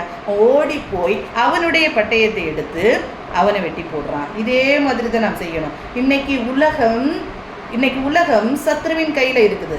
எத்தனையோ டெக்னாலஜிஸ் இருக்குது, எத்தனையோ காரியங்கள் இருக்குது. இந்த காரியத்தை நாம் கையில் எடுத்து சத்ருவை வெட்டுகிறவர்களாக நாம் இருக்கணும். இன்னைக்கு டெக்னாலஜிஸ் பிள்ளைகளை ஒரு சைடில் கெடுத்து கொண்டு இருக்கிறது. ஒரு சைடில் உலகம் பொல்லாங்கனுக்குள்ளால கிடந்து கொண்டிருக்கிறது. ஆனால் அதை நம்ம எப்படி யூஸ் பண்ணுறோம்? ஏன்னா இன்னைக்கு நமக்கு இந்த டெக்னாலஜி இருக்கிறதுனால தான் நம்ம இப்படி ஒரு கூடுகை எங்கெங்கேயோ இருந்தாலும் நம்ம கூடை வச்சிருக்கிறார் கர்த்தர். இதை நம்ம பயன்படுத்தி சத்ருவின் தலையை வெட்டுகிறதற்காக தான் கர்த்தர் நம்மளை பயன்படுத்தி கொண்டிருக்கிறார். இதை நம்ம அந்த கோலியாத்தின் கையில் இருந்த பட்டயத்தை எடுத்து எப்படி அந்த அந்த கோலியாத்தையே தாவீது வெட்டினாரோ அதே மாதிரி நம்ம என்ன செய்யணும், சத்ருவாகி இந்த உலகத்தில் இருக்கிற காரியங்களை வைத்துக்கொண்டு அந்த உலகத்தின் காரியங்களை நம்ம என்ன செய்யணும், அறுத்து போடணும், வேற அறுத்து போடணும். அப்படிப்பட்ட காரியத்துக்கு கர்த்தர் நம்மளை என்ன செய்வார், நடத்துவாங்க. நம்முடைய கர்த்தர் சர்வ வல்லமை உள்ள தேவன் அப்படிங்கிற ஒரு தைரியம், வைராக்கியம் நம்மகிட்ட இருக்க இருக்க நம்முடைய எதிராக நமக்கு வருகிற சாத்தானின் ஒவ்வொரு செயல்களையும் நம்ம என்ன செய்ய முடியும்னா அழித்து போட முடியும். கண்டிப்பாக அழித்து போட முடியும். அந்த பலம் நமக்குள்ளே இருக்கணும். வேற ஒரு தோட்டம் இல்லை. சேனைகளின் கர்த்தரை அவன் நிந்தித்தானே, என்னுடைய தேவனை கர்த்தர் அவன் நிந்தித்தானே. அவர் எவ்வளோ பெரிய தேவன் அப்படிங்கிறத எங்கேருந்து கற்றுக்கொண்டார்? வனாந்திரத்தில் கற்றுக்கொண்டார். எல்லாரும் புறக்கணிக்கப்பட்டு வனாந்திரத்தில் தள்ளப்பட்ட தாவீது அந்த இடத்திலிருந்து கர்த்தருடைய அந்த அன்பை கற்றுக்கொண்டார், கர்த்தருடைய அந்த மகத்துவத்தை கற்றுக்கொண்டார். எவ்வளோ எல்லாரும் கைவிட்ட சூழ்நிலையில் வனாந்திரத்தில் போயிருந்து கர்த்தரை பாடி பாடி பாடி பாடி மகிமைப்படுத்தி கொண்டிருந்த அந்த தாவீது கர்த்தருடைய அன்பை புரிந்து கொண்டார், கர்த்தருடைய மகத்துவத்தை புரிந்து கொண்டார். இதே மாதிரி நாமும் கர்த்தருடைய மகத்துவத்தை உண்மையாக புரிந்து கொள்வோமானால் யுத்தம் கர்த்தருடையது அப்படின்னு சொல்லிட்டு நம்ம அமைதியாக இருக்க முடியும். எத்தனை நிந்தனைகள் வரட்டும், எத்தனை அவமானங்கள் வரட்டும், நாம் கர்த்தருக்கு முன்பாக நிற்க முடியும். அப்படி ஒரு தைரியத்தை நம்முடைய இன்னர் மேனை நம்ம என்ன செய்வோம், வளர்த்துக்கொள்வோம். இன்னர் மேனுடைய அந்த ஸ்ட்ரென்த் தான் நம்மளை என்ன செய்யும்னா சத்ருக்கு முன்னால் நம்மளை நிற்க வைக்கும். அந்த நம்ம என்ன செய்வோம், வளர்த்துக்கொள்வோம். ஒவ்வொரு நாளும் நம்ம இன்றைக்கி யோசிச்சு பார்ப்போம், இவ்வளோ கற்றுக்கொண்டு இருக்கிறோம், நாளைக்கு ஒரு ப்ராப்ளம் வந்துச்சுன்னா நம்ம கலங்கி போயிடுறோம். ஆனால் எந்த ஒரு காரியம் அனுமதித்தது எல்லாம் நன்மைக்காக, கர்த்தர் அனுமதிக்கிறது எல்லாமே நன்மைக்காக. எப்போ நம்முடைய வாழ்க்கையை நாம் கர்த்தரிடத்துல ஒப்பு கொடுத்திருந்தால், கர்த்தரிடத்துல ஒப்பு கொடுத்திருந்தால் இல்லாம நம்ம அவருடைய சட்டையை விட்டுட்டு வெளியில போய் அடியை வாங்கிட்டு வர்றது கிடையாது. அது இல்லை. நாம் அவருடைய சட்டையிலேருந்து விலகி போய் அடியை வாங்கிட்டு வர்றதில்லை. நாம் அவருடைய கரத்துல நம்முடைய வாழ்க்கையை கொடுத்திருந்தால் அவர் அனுமதிக்கிறது எல்லாமே நன்மைக்காக அப்படிங்கிறத நம்ம என்ன செய்ய முடியும், புரிந்து கொள்ள முடியும். இந்த உணர்வு நமக்குள்ளால வரணும் அப்படிங்கிறது நம்முடைய பிரயாசம் இருக்கணும். நம்முடைய பிரயாஸ் இதுவாக தான் இருக்கணும். நம்முடைய கர்த்தரை குறித்த நம்பிக்கை, கர்த்தர் நல்லவர் அப்படிங்கிறத நம்ம என்ன செய்யணும்னா எப்போவுமே நம்ம என்ன செய்யணும்னா அதை நம்ம சொல்லணும், வாயில் சொல்லணும், எல்லார்கிட்டையும் சொல்லணும். கர்த்தர் நல்லவர், கர்த்தர் தவற செய்யவே மாட்டாங்க அப்படிங்கிறத நம்ம சொல்லணும். சரியா? அப்படிப்பட்ட காரியம் இருக்கும்போது யுத்தம் கர்த்தருடையதாக இருக்கும். நாம் சத்ரு முன்னால் ஒரு நாள் அந்த தலை கவிழ்ந்து போக கர்த்தர் விடவே மாட்டாங்க அப்படிங்கிறத கற்றுக்கொள்ளலாம். அடுத்தது நம்ம ஒரு காரியத்தை பார்ப்போம். புதிய ஏற்பாட்டில் பேதுருடைய வாழ்க்கையில் நம்ம பார்ப்போம்.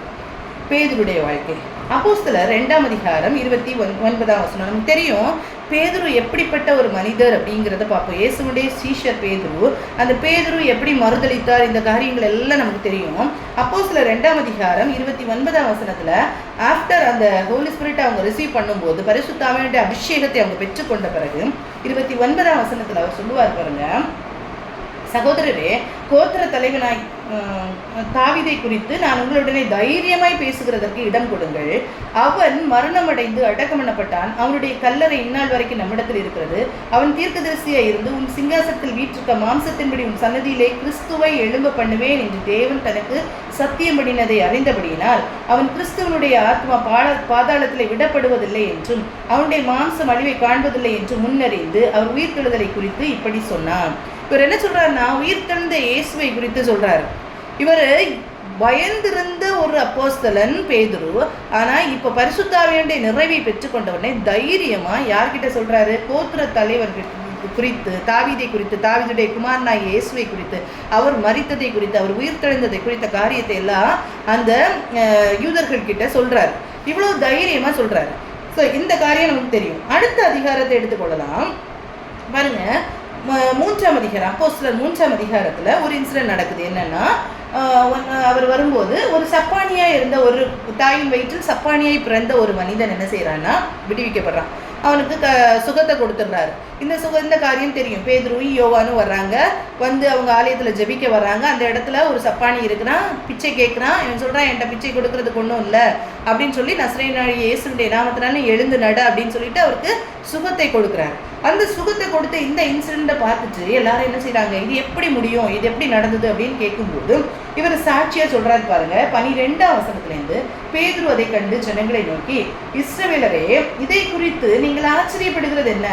நாங்கள் எங்கள் சுய பக்தியினாலாவது சுய சக்தியினாலாவது சுய பக்தியினாலாவது இவனை நடக்க பண்ணினோம் என்று நீங்கள் எங்களை நோக்கி பார்க்கிறது என்ன? இப்படி ஒரு காரியத்தை செய்தோமேன்னு சொல்லிட்டு எல்லாரும் ஓடி பேதுருவையும் யோவானையும் நோக்கி பார்த்து ஓடி வர்றாங்க. இது எப்படி நடந்தது. அப்போ அவர் சொல்றாரு, இயேசுவை மகிமைப்படுத்தி சொல்றாரு. அப்போ சொல்லிட்டு சொல்றாரு, அதுல எதை கொண்டு வர்றாரு கடைசியில பாருங்க, 15ஆம் வசனத்துல, ஜீவாதிபதியை கொலை செய்தீர்கள், அவரை தேவன் மரித்தோர்ந்து எழுப்பினார், அதற்கு நாங்கள் சாட்சிகளாக இருக்கிறோம் அப்படின்னு சொல்லிட்டு சொல்றாரு. அவருடைய நாமத்தை பற்றும் விசுவாசத்தினாலே அவருடைய நாமமே நீங்கள் பார்த்து அறிந்திருக்கிற இவனை பலப்படுத்தினது, அவராலே உண்டாக்கிய விசுவாசமே உங்கள் எல்லாருக்குள் முன்பாகவும் இந்த சர்வாங்க சுகத்தை இவனுக்கு கொடுத்தது. இயேசுவின் மூலமாக தான் இந்த சுகத்தை பெற்றுக்கொண்டான் அப்படின்னு சொல்லிட்டு தைரியமா யார் சொல்றா? பேதுரு சொல்றாரு. சரியா? இந்த பேதுரு இதை தைரியமா சொல்றது எப்படி? இப்போ முதல்ல பினகாசு பார்த்தோம். பினகாசுக்கு இந்த தைரியம் எப்படி வந்துன்னா, பரிசுத்தத்தை குறித்ததான காரியம் அவனுக்குள்ளால இருக்கும்போது தைரியம் வருது.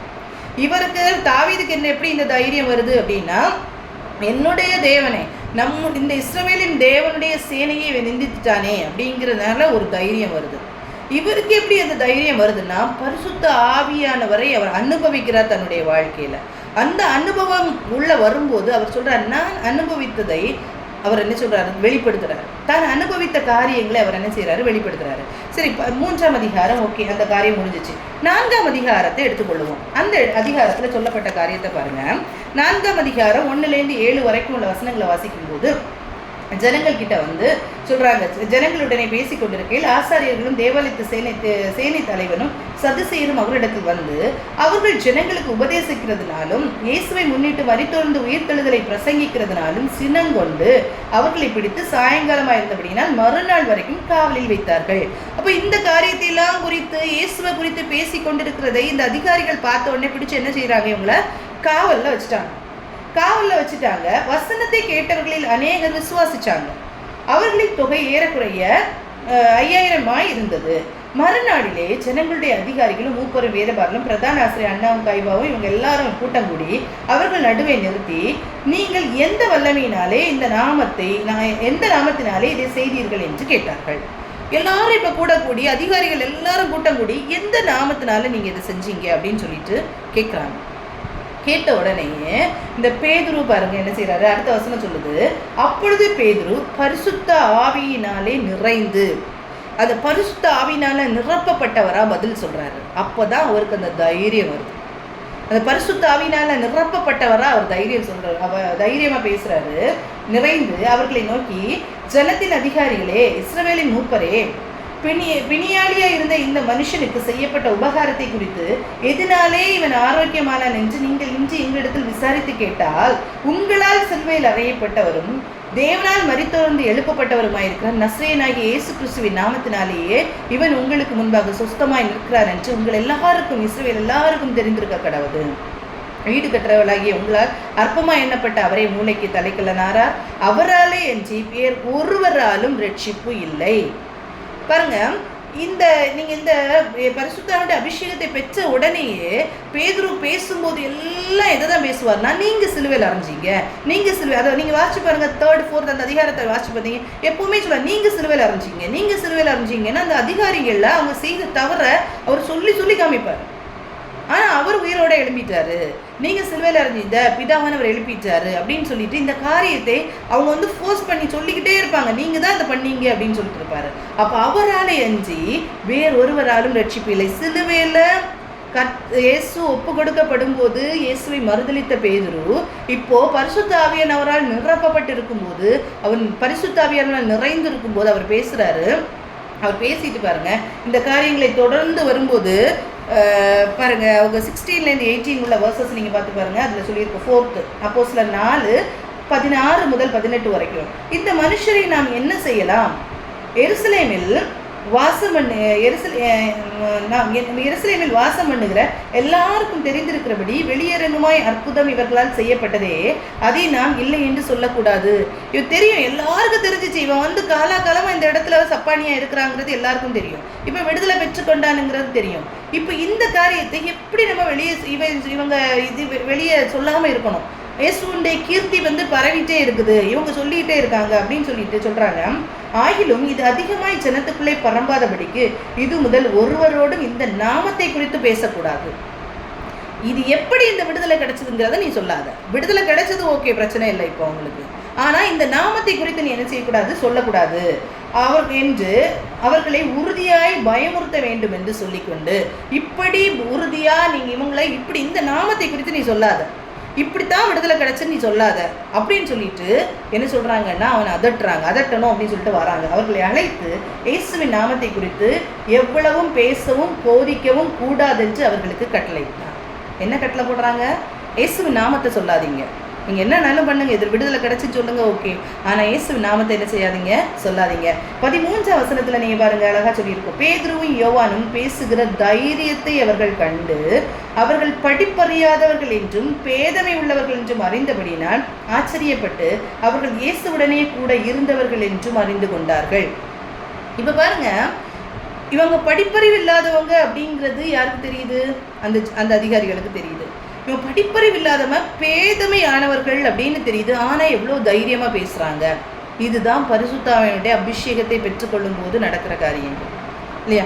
அந்த அபிஷேகத்தை பெற்றுக்கொள்ளும் அவர் வந்து என்ன தைரியம் அவருக்கு? இந்த ஃபர்ஸ்ட் நான் சொன்ன மாதிரி ஆள் பலமோ எந்த பலமோ ஒரு பலமும் இல்லை. இப்போ பரிசுத்தாவினுடைய அபிஷேகம் பெற்றுக்கொள்ளும் போது அவ்வளோ தைரியமாக அவரால் பேச முடியுது. இதே இது பாருங்க, கலாத்தியரில் பவுல் கூட அழகாக சொல்லுவார். கலாத்தியர் 2ஆம் அதிகாரம் 7-8 அந்த இடத்துல சொல்லியிருக்கோம். அந்த கர்த்தருடைய நடத்துதல் எப்படி இருக்கும் அப்படிங்கிறத அதில் வந்து கலாத்தியரில் அழகாக எக்ஸ்பிளைன் பண்ணியிருப்பார். ரொம்ப பிடிச்ச ஒரு வசனம், கலாத்தியர் 2ஆம் அதிகாரம் 7-8.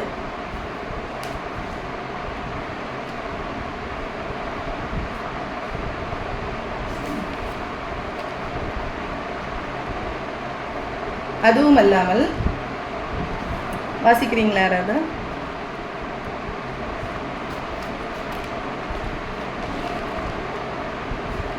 அதுவும் அல்லாமல் விருத்த சேதனம் உள்ளவர்களுக்கு அப்போஸ்தலனாய் இருக்கும்படி பேதுருவை பலப்படுத்தினவர் புறஜாதிகளுக்கு அப்போஸ்தலனாய் இருக்கும்படி என்னையும் பலப்படுத்தினபடியால் விருத்த சேதனம் உள்ளவர்களுக்கு சுவிசேஷத்தை பிரசங்கிக்கும்படி பேதுருவுக்கும் கையளிக்கப்பட்டது போல விருத்த சேதனம் இல்லாதவர்களுக்கு பிரசங்கிக்கும்படி அது எனக்கும் கையளிக்கப்பட்டதென்று அவர்கள் கண்டு. இப்போ பவுல் இதில் வந்து பேதுருவையும் தன்னையும் குறித்து சொல்கிறாரு இல்லையா? பேதுருவையும் தன்னையும் குறித்து சொல்கிறாரு. பேதுரு எப்படிப்பட்டவர், பவுல் எப்படிப்பட்டவர்? பவுல் வந்து நல்ல ஒரு கல்விமான், நல்ல கற்றவர். ஆனால் பேதுரு கல்லாதவர். இதுலேயே சொல்லியிருக்குல்ல, பேதுரு கல்லாதவர். ஆனால் பவுல் அது அழகாக சொல்கிறாரு, பேதுருவை கர்த்தர் யார்கிட்ட பயன்படுத்தினார்னா அதிகாரிகள்கிட்ட பேசுகிறதுக்கு பயன்படுத்தினார். ஆனால் பவுலை யார்கிட்ட பயன்படுத்தினார்னா விருத்த சேதனம் உள்ள புறஜாதிகளிடத்துல இல்லாத புறஜாதிகளிடத்துல கர்த்தர் பயன்படுத்தினார். ஆனால் உலகம் நியாயப்படி யார்கிட்ட பயன்படுத்தும்? படித்தவர்கள்ட்ட போய் பேசணும்னு வச்சுருக்கோம், படிக்காதவர்கள்ட்ட போகணும் அப்படிங்கிற ஒரு நியமம் தான் இருக்கும். ஆனால் கர்த்தருடைய நியமம் அப்படிப்பட்டது கிடையாது. யாரை எங்கே பயன்படுத்தணுமோ அங்கே தான் பயன்படுத்துவார். பவுல் நல்லா படித்தவர், ஆனால் படித்த அந்த பவுலை கர்த்தர் எங்கே பயன்படுத்துகிறாருன்னா புறஜாதிகள் மத்தியில் பயன்படுத்துகிறாரு. நல்ல கல்விமான், நல்ல கற்றுக்கொண்டவர், ரோம குடியுரிமை பெற்றவர். அந்த மாம்சத்தின்படி பார்த்தா அவரை குறை சொல்லுகிறதற்கு எதுவுமே இல்லை, அப்படிப்பட்டவர். ஆனால் அவரை கர்த்தர் எங்கே பயன்படுத்துகிறாருன்னா புறஜாதிகள் மத்தியில் பயன்படுத்துகிறாரு. ஆனால் ஒன்றுமே படிப்பறிவு இல்லாத பேதுருவை கர்த்தர் எங்கே பயன்படுத்தினார்னா அதிகாரிகள் கிட்ட பயன்படுத்தி அங்கே அந்த ஆட்சி மன்ற உறுப்பினராக இருக்கிறதுக்கு, அதுக்கு தலைவராக இருக்கிறதுக்கு யாரை பயன்படுத்தினாருன்னா பேதுருவை கர்த்தர் பயன்படுத்த. அதுதான் கர்த்தருடைய நடத்துதல். உலகம் நடத்துகிற நடத்துதல் மாதிரி அல்ல கர்த்தருடைய நடத்துதல். உலகம் அது மாதிரி யாரை கர்த்தர் எங்கே வச்சிருக்கிறாரோ, யாருக்கு என்ன ஊழியத்தை கொடுத்துருக்கிறாரோ, என்ன ஊழியம் செய்ய கொடுத்துருக்கிறாரோ அதுதான் உண்மை. அதை நம்ம கேட்டு செய்யணும். நான் இவ்வளோ படிச்சிருக்கேன் அதனால நான் இதெல்லாம் பண்ண மாட்டேன் அப்படிங்கிறதெல்லாம் கிடையாது. யாரை கர்த்தர் எப்படிப்பட்ட ஊழியத்தை கொடுத்துருக்காரோ அதை அக்செப்ட் பண்ணி நம்ம செய்யணும். அதுதான் என்னது உண்மையான ஊழியம். அந்த காரியத்தை பவுல் அழகாக உணர்ந்து சொல்லுவார். எனக்கு ரொம்ப பிடிச்ச ஒரு வசனம் அதுதான். எவ்வளோ அழகாக அதை புரிந்து சொல்கிறாரு பாருங்க. பேதுருவை கர்த்தர் வந்து அதிகாரிகள் இடத்துல யூதர்கள்ட்ட பயன்படுத்தினாரு. ஆனால் என்ன பவுலாகி எனக்கு என்ன செய்யற விருத்த சேதனம் இல்லாத ஜனங்கள்கிட்ட புறஜாதிகள்கிட்ட கர்த்தர் அழகாக கொடுத்துருக்காரு அப்படின்னு. இங்கே பாருங்க, பேதுரு கல்வி அறிவு இல்லாதவர் அப்படின்னு சொல்லிட்டு சொல்லப்பட்டிருக்கு. இவர் சொல்கிறாரு அடுத்தது, இவங்க எப்படியும் இந்த நாமத்தை பற்றி பிரசங்கிக்க கூடாது அப்படின்னு சொல்லும்போது அவங்க சொல்கிறாங்க, தேவனுக்கு செவி கொடு. 19ஆம் வசனம், பேதுரும் யோவானும் அவர்களுக்கு பிரதியுத்தரமாக, தேவனுக்கு செவி கொடுக்கிறதை பார்க்கிலும் உங்களுக்கு செவி கொடுக்கிறது தேவனுக்கு முன்பாக நியாயமாக இருக்குமோ என்று நீங்களே நிதானித்து பாருங்கள். நாங்கள் தேவனுக்கு செவி கொடுக்கிறத பார்க்கணும், உங்களுக்கு செவி கொடுக்கறது நியாயமாக இருக்குமா அப்படின்னு கேட்குறாங்க. அதான் சொல்லியிருக்கோம்ல, கலாத்தியரில் இதில் சொல்லியிருக்கு, நான் மனுஷனை பிரியப்படுத்தவா இல்லை தேவனை பிரியப்படுத்தவா, எப்படி ஊழியம் செய்யறேன்? இல்லை நாம் எல்லாரும் கர்த்தருக்கு முன்பாக ஊழியக்காரர்களாக இருக்கணுமே, யாரை பிரியப்படுத்தி கொண்டு இருக்கிறோம் அப்படின்னு சொல்லிட்டு அவர் கேட்குறார். கேட்டுட்டு சொல்கிறார், நாங்கள் கண்டவைகளையும் கேட்டவைகளையும் பேசாமல் இருக்கக்கூடாதே என்றார்கள். இதுதான் எக்ஸ்பீரியன்ஸ் ஹோலிஸ்ட் இல்லையா? அவங்க எக்ஸ்பீரியன்ஸ் பண்ணதை இப்போ தான் சொல்கிறாங்க. நாங்கள் எக்ஸ்பீரியன்ஸ் பண்ணதை எப்படி நாங்கள் சொல்லாமல் இருக்க முடியும், நாங்கள் அனுபவித்ததை நாங்கள் எப்படி பேசாமல் இருக்க முடியும் அப்படின்னு சொல்லிட்டு கேட்குறாங்க. அதான் சொல்லுவாங்க, கர்த்தர் நல்லவர் என்பதை என்ன செய்யணும், ருசித்து பார்க்கணும் அப்படின்னு சொல்லியிருக்கோம்ல. கர்த்தர் நல்லவர் என்பதை ருசித்து பார்க்கணும். அந்த ருசித்து பார்த்தோமானால் நாம் சொல்லாமல் இருக்க முடியாது. அந்த எக்ஸ்பீரியன்ஸ் பண்ணியிருந்தா ஹோலி ஸ்பிரிட்டோட நடத்துதலை, அவர் பரிசுத்த ஆவியானுடைய நடத்துதலை நாம் எக்ஸ்பீரியன்ஸ் பண்ணியிருந்தா நம்மளால சொல்லாமல் இருக்க முடியாது. அந்த காரியத்தை அதை எல்லாரும் என்ன செய்யணும்னா அனுபவிக்கணும். நான் எக்ஸ்பீரியன்ஸ் பண்ணாதானே சொல்ல முடியும். அந்த எக்ஸ்பீரியன்ஸ் பண்ணணும் அப்படிங்கிறத நம்ம என்ன செய்யணும், கண்டிப்பாக மனதில் வைத்துக்கொள்ளணும். அப்படி இருக்கும்போது நாம் கர்த்தருக்காக ஷைன் பண்ண முடியும், கர்த்தருக்காக நம்ம நிற்க முடியும். நீங்கள் பாருங்கள், இப்படியே சொல்லிட்டு வரும்போது அந்த அதிகாரிகள் எல்லாரும் எழுப்பி நிற்கிறாங்க, கூட்டமாக நிற்கிறாங்க. சங்கீதத்தில் சொல்லப்பட்டது போல் இந்த அதிகாரிகள் எல்லாரும் கூட்டமாக எழுப்பி நிற்கும் போது இப்போ இவங்க ஒரு ப்ரேயர் பண்ணுறாங்க பாருங்கள். வசனம் 29 முதல் 31 வரைக்கும் உள்ள வசனத்தில் சொல்லியிருக்கு, இப்பொழுதும் கர்த்தாவே அவர்கள் பயமுறுத்துதல்களை தேவரீர் கவனித்து உம்முடைய பரிசுத்த பிள்ளையாகிய இயேசுவின் நாமத்தினாலே அடையாளங்களும் அற்புதங்களும் நடக்கும்படி செய்து பிணியாளிகளை குணமாக்கும்படி உம்முடைய கரத்தை நீட்டி உம்முடைய ஊழியக்காரர் உம்முடைய வசனத்தை முழு தைரியத்தோட சொல்லும்படி அவர்களுக்கு அனுக்கிரகம் செய்தருளும் என்றார்கள். அவர்கள் ஜெபம் பண்ணின போது அவர்கள் கூடியிருந்த இடம் அசைந்தது. அவர்கள் எல்லாரும் பரிசுத்த ஆவியினால் நிரப்பப்பட்டு தேவ வசனத்தை தைரியமாய் சொன்னார்கள். இந்த தேவ வசனம் இன்னைக்கு தைரியமாக சொல்லப்படணும். தேவ வசனம் இன்னைக்கு தைரியமாக சொல்லப்படணும். இதற்காக நாம் ஜெபிக்க கடமைப்பட்டிருக்கோம். அன்னைக்கு பேதுருவும் யோவானும் அவ்வளோ அற்புதங்கள் அடையாளங்கள் நடக்குது. அதிகாரிகள் இவ்வளோ எதிராக நிற்கும் போது அவங்களுடைய ஜெபம் எப்படி இருக்கு, தேவ வசனத்தை தைரியமாக சொல்லுகிறதற்குள்ள பலனை கொடுங்க அப்படின்னு சொல்லிட்டு ஜெபிக்கிறாங்க. தேவ வசனத்தை பலமாக சொல்லணும். இன்னைக்கு வசனங்கள் நிறைய இடத்துல சரியா சொல்லப்படலை. இந்த காரியங்கள் சரியாக சொல்லி கொடுக்கப்படலை. கர்த்தருடைய ராஜ்யத்துக்கு போகிறதற்கு எதெல்லாம் தடையாக இருக்கிறதுங்கிறத கண்டிப்பாக சொல்லி கொடுக்கணும். அது பரிசுத்த ஆவியினால நிரப்பப்பட்டு பேசும்போது அந்த காரியம் யாருக்கும் நம்மளை என்ன செய்யாது, யாரை பார்த்தும் நமக்கு பயந்து நிற்கிறதுக்குள்ள காரியம் இருக்காது. எந்த பொசிஷனில் கர்த்தர் வைத்திருக்கிறாரோ, எந்த பொசிஷனில் நம்மளை வைத்திருக்கிறாரோ, எந்த இடத்துல நம்மளை பேச வைத்திருக்கிறாரோ அந்த இடத்துல நம்ம பேசணும். எல்லா இடத்துலையுமே பேச முடியாது, எல்லா இடத்துலையும் எல்லாரும் போய் பேச முடியாது. யார் யாருக்கு எந்த இடத்துல எந்த பொறுப்பை கொடுத்துருக்காங்களோ அந்த இடத்துல பேசணும், அந்த காரியத்தை பேசணும். அப்படி நம்ம கர்த்தருடைய வசனத்தை சொல்லி கொடுத்தோமானால், கர்த்தருடைய வசனம் விருத்தி அடையுமானால் பெரிய மாற்றங்கள், பெரிய அசைவுகளை நம்ம என்ன செய்ய முடியும், பார்க்க முடியும். இன்னைக்கு ஜனங்கள் அறியாமையினால இருக்கிறாங்க. அந்த அறியாமை இருள் அகலணும்னா நம்ம கண்டிப்பாக சொல்லி கொடுக்கணும், இந்த காரியங்களை சொல்லி கொடுக்கணும். ஒரு சைடில் புதிய புதிய மக்கள் ஆண்டவருக்குள்ளால வரணும், அவங்களுக்கு சுவிசேஷம் அறிவிக்கப்படணும், மிஷனரிஸ் வேணும், சொல்லி கொடுக்கணும். ஆனால் அதே நேரம் சபையில் சுத்திகரிப்பு வேணுமே, சபையில் சுத்திகரிப்பு வேணுமே. அந்த சபையில் அந்த சுத்திகரிப்பு இல்லைன்னா நம்ம எப்படி நம்ம இது பண்ண முடியும், நம்ம எப்படி கர்த்தருக்காக நிற்க முடியும் அப்படிங்கிறது நம்மளால் என்ன செய்ய முடியல, அதை புரிந்து கொள்ள முடியல. கண்டிப்பாக என்ன செய்யணும்னா சபையுடைய காரியம், சபை என்ன செய்யணும்னா அந்த அறிவு பெறணும்னா வசனம் சொல்லி கொடுக்கப்படணும். வசனம் சொல்லி கொடுக்க வேண்டிய விதத்தில் சொல்லிக்கணும், புரியணும்ல அவங்களுக்கு. அவங்களுக்கு எப்படி சொல்லி கொடுத்தா சரின்னு சொல்லிட்டு அவங்களுக்கு புரியணும் இல்லையா? புரிஞ்சால் தானே அவங்க அதில் தவறு அப்படிங்கிறத அவங்க புரிந்து கொள்வாங்க. எந்தெந்த நிலைமையில யார் யார் எப்படி எப்படி வைக்கப்பட்டிருக்கிறோமோ அந்த இடத்துல நம்ம கண்டிப்பாக கர்த்தருடைய காரியத்தை, கர்த்தருடைய வசனத்தை திட்டமும் தெளிவுமாக சொல்லி கொடுக்கணும். அன்னைக்கு அந்த அவர் சொல்றாரு, உம்முடைய ஊழியக்காரர் உம்முடைய வசனத்தை முழு தைரியத்தோட சொல்லும்படிக்கு அவர்களுக்கு அனுக்கிரகம் செய்தருளும் அப்படின்னு சொல்லிட்டு அவர் ஜெபம் பண்றாரு. இதே ஜெபம் என்ன செய்யணும், நமக்குள்ளாலேயும் இருக்கணும். இந்த ஜெபம் எபேசியர் 6ஆம் அதிகாரம் 19-20 அந்த வசனத்தை வாசிச்சு பாருங்க. சுவிசேஷத்திற்காக சங்கிலியால் கட்டப்பட்டிருக்கிற ஸ்தானாதிபதிகளாகிய நான் அதை பற்றி பேச வேண்டியபடி தைரியமாய் பேசத்தக்கதாக நான் தைரியமாய் என் வாயை திறந்து சுவிசேஷத்தின் ரகசியத்தை அறிவிக்கிறதற்கும் வாக்கு எனக்கு கொடுக்கப்படும்படி எனக்காகவும் விண்ணப்பம் பண்ணுங்கள் அப்படின்னு சொல்லிட்டு பவுல் சொல்றாரு. இதே மாதிரி தான் அந்த சுவிசேஷத்திற்காக கட்டப்பட்டவர்கள், சுவிசேஷம் அறிவிக்கிறதற்காக தெரிந்து கொள்ளப்பட்டவர்கள், அந்த ஊழியத்தை பிரத்யேகமாக செய்து கொண்டிருக்கிறவர்கள் உண்மையா கர்த்தருடைய வார்த்தையை கரெக்டாக சொல்லணும். யாருக்காகவும் பயப்படக்கூடாது. கர்த்தரை பிரியப்படுத்துகிறோமா இல்லை மனுஷரை பிரியப்படுத்துகிறோமா? இந்த தைரியம் பரிசுத்த ஆவியானுடைய நிரப்புதல் வரும்போது, அன்னைக்கு பேதுரும் யோவானும் ஜெபிக்கிறாங்க. ஜெபிக்கும் போது ஒவ்வொரு மக்களும் பரிசுத்த ஆவியினால் நிரப்பப்பட்ட அந்த வசனத்தை தைரியமாக சொன்னாங்களே, அதே மாதிரி ஒரு தைரியம் எல்லாருக்குள்ளாலே வரணும். நான் ஒவ்வொருவருக்கும் நம்ம சின்ன சின்ன ஒரு குரூப் கொடுக்கப்பட்டிருக்கு. பெரிய எந்தெந்த இடத்துல கர்த்தர் சொல்ல வைக்கிறாரோ, எந்தெந்த இடத்துல கர்த்தர் நம்மளை அனுமதித்திருக்கிறாரோ அந்த இடத்துல அந்த வசனத்தை கண்டிப்பா நம்ம சொல்லித்தான் ஆகணும். அப்படி சொல்லாம இருந்தா நாம் கர்த்தரை பிரியப்படுத்தலை, நாம் மனுஷரை பிரியப்படுத்தி கொண்டிருக்கோம்.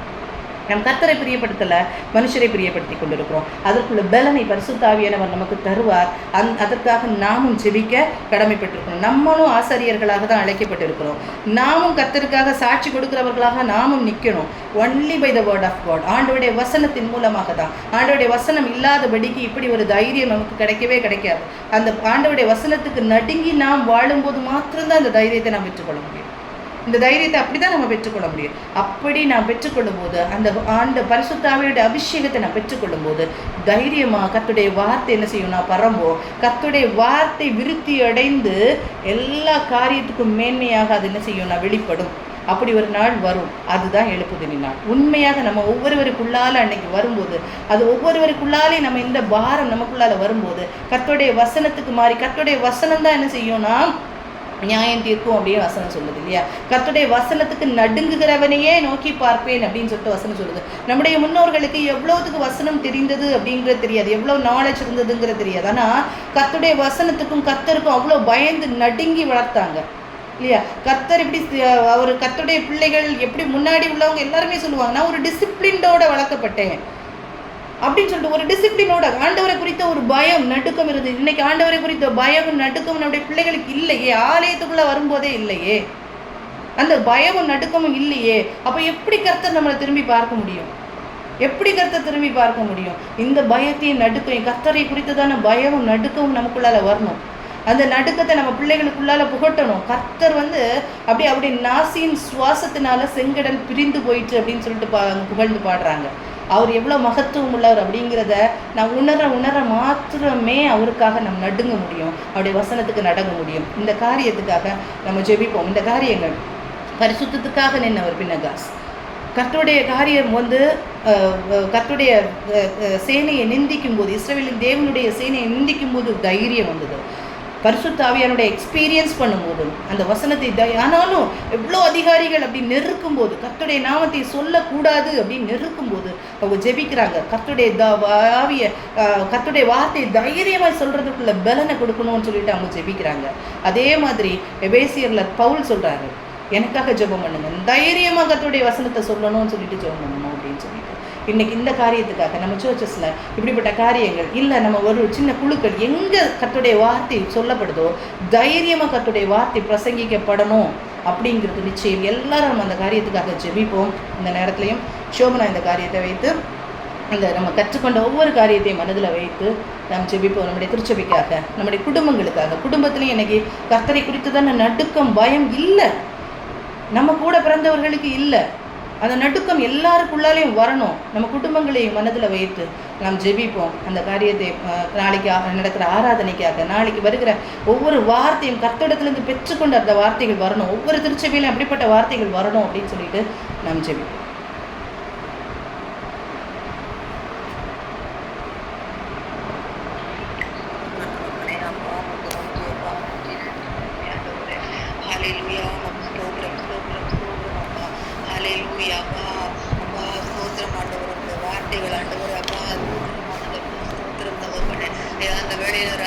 பாதத்தில் அமர்ந்து தகப்பனே உங்களுடைய வார்த்தைகளை ஐயா அப்பா தியானிக்கும்படியா இயேசுப்பா நீர் எங்களுக்கு பாராட்டின தயவுக்காக நன்றி ஆண்டவரே. ஹல்லேலூயா ஹல்லேலூயா. அப்பா எங்க மத்தியில நீங்க வாசம் பண்ணி இருக்கிறீங்கப்பா ஆண்டவரே. இங்க 2-3 பேர் நாமத்தினாலே கூடி இருக்கிறீர்களோ அங்கே ஒரு மத்தியில் நான் இருப்பேன்னு எங்களுக்கு வாக்கு பண்ணின கர்த்தரப்பா. இயேசுப்பா இந்த வேளையில நீர் எங்களோட கூட இருக்கிறதற்காக நன்றி நன்றி அப்பா. ஜீவனுள்ள தேவன் அப்பா அப்பா ஸ்தோத்திரம் அப்பா. ஹல்லேலூயா ஆமென். வானங்களை ஞானமாய் விரித்த தேவன். ஹல்லேலூயா அப்பா ஸ்தோத்திரம் அப்பா. ஐயா ஆண்டவரே அப்பா நீர் சர்வ வல்லவர் ஆண்டவரே. இப்பொழுதும் எங்கள் மத்தியில நீர் வீற்றிருக்கிறதற்காக உம்மை நாங்கள் ஸ்தோத்தரிக்கிறோம், துதிக்கிறோம் அப்பா. ஹல்லேலூயா அப்பா ஸ்தோத்திரம் ஆண்டவரே. அப்பா அந்த வேளையில கூட அப்பா எங்க ஒவ்வொரு பேரையும் ஆண்டவரே நாங்க தாழ்த்தி ஒப்பு கொடுக்கிறோம். ஐயா கேட்ட சத்தியங்கள் எங்கள் இருதயங்களில் அப்பா அப்படியே அப்பா எழுதப்படுவதாக கர்த்தாவே. அப்பா ஸ்தோத்திரம் தகப்பன். எங்களுடைய குற்றங்களை குறைவுகளை தகப்பன் நீர் மன்னிப்பீராகப்பா ஆண்டவரே. ஸ்தோத்திரம் அப்பா. எங்களுக்கு உணர்வுள்ள இருதயத்தை ஆண்டவரே நீர் தந்து தகப்பனே அப்பா எங்களை நடத்துங்கப்பா. ஆண்டவரே ஸ்தோத்திர ராஜா. ஐயா ஆண்டவரே நீர் எதிர்பார்க்கிற அந்த பக்தி வைராக்கியம் ஆண்டவரே ஸ்தோத்திரம் அப்பா. ஹல்லேலூயா. அந்த நாட்கள்ல அப்பா எங்கள் இருதயங்களில ஊற்றப்படட்டும் ஆண்டவரே. அப்பா உமக்கு நன்றி அப்பா. உமக்கு நன்றி ஆண்டவரே பரிசுத்தத்திற்காக. என் தேவாதி தேவன் பரிசுத்தம் உள்ளவர் என்கிற ஆண்டவரே ஐயா அந்த பக்தி வைராக்கியம் எங்களுக்கு உண்டாகுமானால் ஆண்டவரே எங்க வாழ்க்கையில ஐயா பரிசுத்த ஏக்கம் உண்டாகுமே அப்பா. ஐயா ஹல்லேலூயா. நாங்கள் ஆராதிக்கிற தேவன் அப்பா நீர் பரிசுத்தம் உள்ளவர் என்கிற அந்த ஏக்கம் ஆண்டவரே அந்த வைராக்கியம் எங்களுக்குள்ளார இருக்குமானால் ஆலயத்துக்குள்ளார நாங்கள் பரிசுத்தமாய் வருவோம் அப்பா. ஆண்டவரே இந்த நாளில அப்பா ஸ்தோத்திரம் ஸ்தோத்திரம் அப்பா. அப்படிப்பட்ட ஒரு பக்தி வைராக்கியத்தை எங்களுக்கு அப்பா நீர் தருவீராக. ஐயா ஸ்தோத்திரம் அப்பா. ஐயா ஸ்தோத்திர ராஜா. ஐயா ஆசரிப்பு கூடார வாசலில ஆண்டவரே பாவம் இருந்த பொழுதில ராஜா அன்று அப்பா ஆண்டவரே வினகாசால பொறுத்து கொள்ள முடியாத ஐயா அந்த நாட்கள் இருந்தது அப்பா. வைராக்கியம் காண்பிக்கப்பட்டது அப்பா. இன்றைக்கு ஆண்டவரே ஐயா ஸ்தோத்திரம் அப்பா. ஆசாரிய ஊழியம் செய்து கொண்டிருக்கிற ஐயா சபையின் போதகர்கள் சபைக்கு உள்ளே துணிகரமான பாவங்கள் செய்யப்படுகிற போதிலும் கூட ராஜா ஐயா இந்த பக்தி வைராக்கியம் இல்லையே ஐயா எழும்பி நின்று ஐயா ஸ்தோத்திரம் ஸ்தோத்திரம் அப்பா. ஹல்லேலூயா அப்பா. அன்று பினகாசுக்குள்ளாக இருந்த அந்த பக்தி வைராக்கியம் ஐயா இன்றைக்கு எங்கள் சபை போதகர்கள் இடத்துல இல்லையப்பா. ஐயா ஸ்தோத்திரம் ஐயா எங்களுடைய அப்பா ஆண்டவரே அப்பா சபை மூப்பர்கள் இடத்துல இல்லையா ஆண்டவரே. ஐயா உமை நாங்க நோக்கி பார்க்கிறோம். ஏசப்பா உமை நாங்க நோக்கி பார்க்கிறோம். ஐயா இந்த வேளையில நீங்க ஊற்றுங்கப்பா ஆண்டவரே. இப்படிப்பட்ட ஒரு பக்தி வைராக்கியம் பாவம் ஐயா சபைக்குள்ளார வரக்கூடாது என்கிற பக்தி வைராக்கியம் ஐயா ஸ்தோத்திரம் அப்பா. ஐயா கட்டிந்து உணர்த்துகிற அப்பா இருதயத்தை கொடுங்க ஏசப்பா. ஸ்தோத்திர ராஜா. ஹல்லேலூயா அப்பா. இந்த மனிதரிடத்துல இதை நாங்க சொன்னா இவங்க சர்ச்சுக்கு வர மாட்டாங்கன்னு சொல்லி ஐயா மனிதர்களுக்கு பயப்படுகிற ஐயா அந்த பயம் இருக்கிறதே இது கண்ணியை உருவாக்கி கொடுக்குமே அப்பா. ஐயா இப்படிப்பட்ட சபைகள் கண்ணியில சிக்கொண்டு இருக்கிறார்களே ஐயா இன்றைக்கு சபைகள் ஆண்டவரே அப்பா ஸ்தோத்திரம் சிக்கொண்டு கிடக்கிறதற்கு காரணமே அப்பா இந்த மனுஷனுக்கு பயப்படுகிற பயம் தான் அப்பா. ஐயா ஸ்தோத்திரம் தகப்பனே. கர்த்தருக்கு பயப்படுகிற பயம் இல்லையே ராஜா. ஐயா ஸ்தோத்திர ராஜா அப்பா. அந்த வேளையில நாங்கள் ஜெபிக்கிறோம் அப்ப எங்க ஒவ்வொரு சபைகளுக்காக தகப்பனை நோக்கி நாங்கள் பார்க்கிறோம் ஆண்டவரே. ஐயா கர்த்தருடைய பரிசுத்தத்திற்காக பக்தி வைராக்கியம் பாராட்டட்டப்பா. ஐயா ஸ்தோத்திரம் தகப்பனே.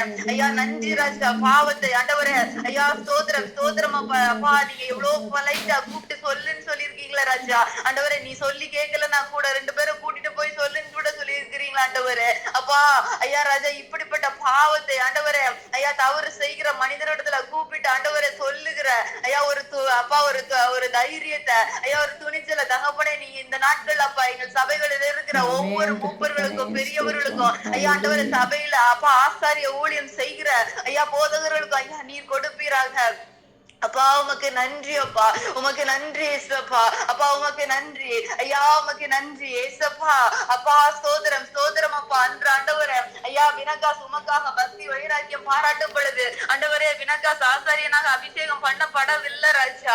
அப்பொழுதே ஆண்டவரே ஐயா ஸ்தோத்திரம் இப்படிப்பட்ட ஒரு பக்தி வைராக்கியம் அவருக்குள்ளார இருக்குமானால் ஐயா இன்றைக்கு எத்தனை சபையில போதகர்கள் அபிஷேகம் பண்ணப்பட்டவர்கள் ஐயா கர்த்தருக்காக தெரிந்து கொள்ளப்பட்டவர்கள் அழைக்கப்பட்டவர்கள் ஆசாரிய ஊழியத்திற்கு ஐயா ஸ்தோத்திரம் ஸ்தோத்திரம் அப்பா நிரப்பப்பட்டவர்கள் ஆண்டவரே அப்பா.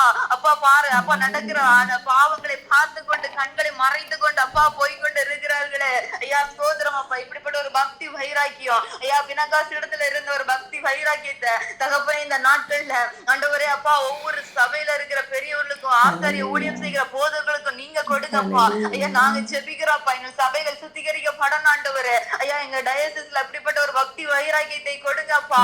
எல்லாவற்றிலும் மனிதர்களுடைய போதனைகளும் மனிதர்களுடைய விருப்பங்களையும் உள்ள கொண்டு வந்து கொண்டு இருக்கிறார்களே ஐயா ஆண்டவரே. இதை எதிர்த்து பேசுகிறதற்கும் தவறை சொல்லுகிறதற்கும் ஒரு மனிதன் இல்லையே ராஜா. ஐயா ஸ்தோத்திரம் அப்பா. எத்தனை ஜனங்கள் ஆண்டவரே அப்பா இது நான் அப்பா உண்மை என்று நம்பிக்கொண்டு ஆண்டவரே ஸ்தோத்திரம் ஹல்லேலூயா அப்பா சத்தியத்தை விட்டு மாற பண்ணுகிற எத்தனை போதனைகளை உள்ள கொண்டு வருகிறாங்கப்பா. ஐயா ஸ்தோத்திரம் அப்பா. ஐயா சத்தியத்தை விட்டு மாற பண்ணுகிற எத்தனை பாடல்களை அப்பா அலங்கோலமான பாடல்களை ஐயா சபைகளில அப்பா பாடும் பொழுது கூட ஆண்டவரே அப்பா ஸ்தோத்திர ஐயா டான்ஸ்ங்கிற பேர்ல ஐயா பிள்ளைகளுக்கு அனுமதியை கொடுக்குறாங்களே ஆண்டவரே. ஐயா கர்த்தாவே நீங்க அப்பா ஆண்டவரே அப்பா பேசுங்க தகப்பனே. இப்படிப்பட்ட போதர்கள் ஆண்டவரை எழும்பி அதை கண்டிக்கும் பொழுது அப்பா வாலிப பிள்ளைங்க திருந்துவாங்களப்பா. அவங்களுக்கு உணர்வு வருமே ஆண்டவரே. ஐயா ஸ்தோத்திர தகப்பனே. அப்பா ஸ்தோத்திரம் அப்பா. ஏன்னு சொல்லி கொடுக்கறதற்கு ஆள் இல்லையே ராஜா. ஐயா வாலிப பிள்ளைகளும் ஆண்டவரை சின்ன பிள்ளைகளும் அறியாமையில விழுந்து கிடக்குறாங்களே தகப்பனே.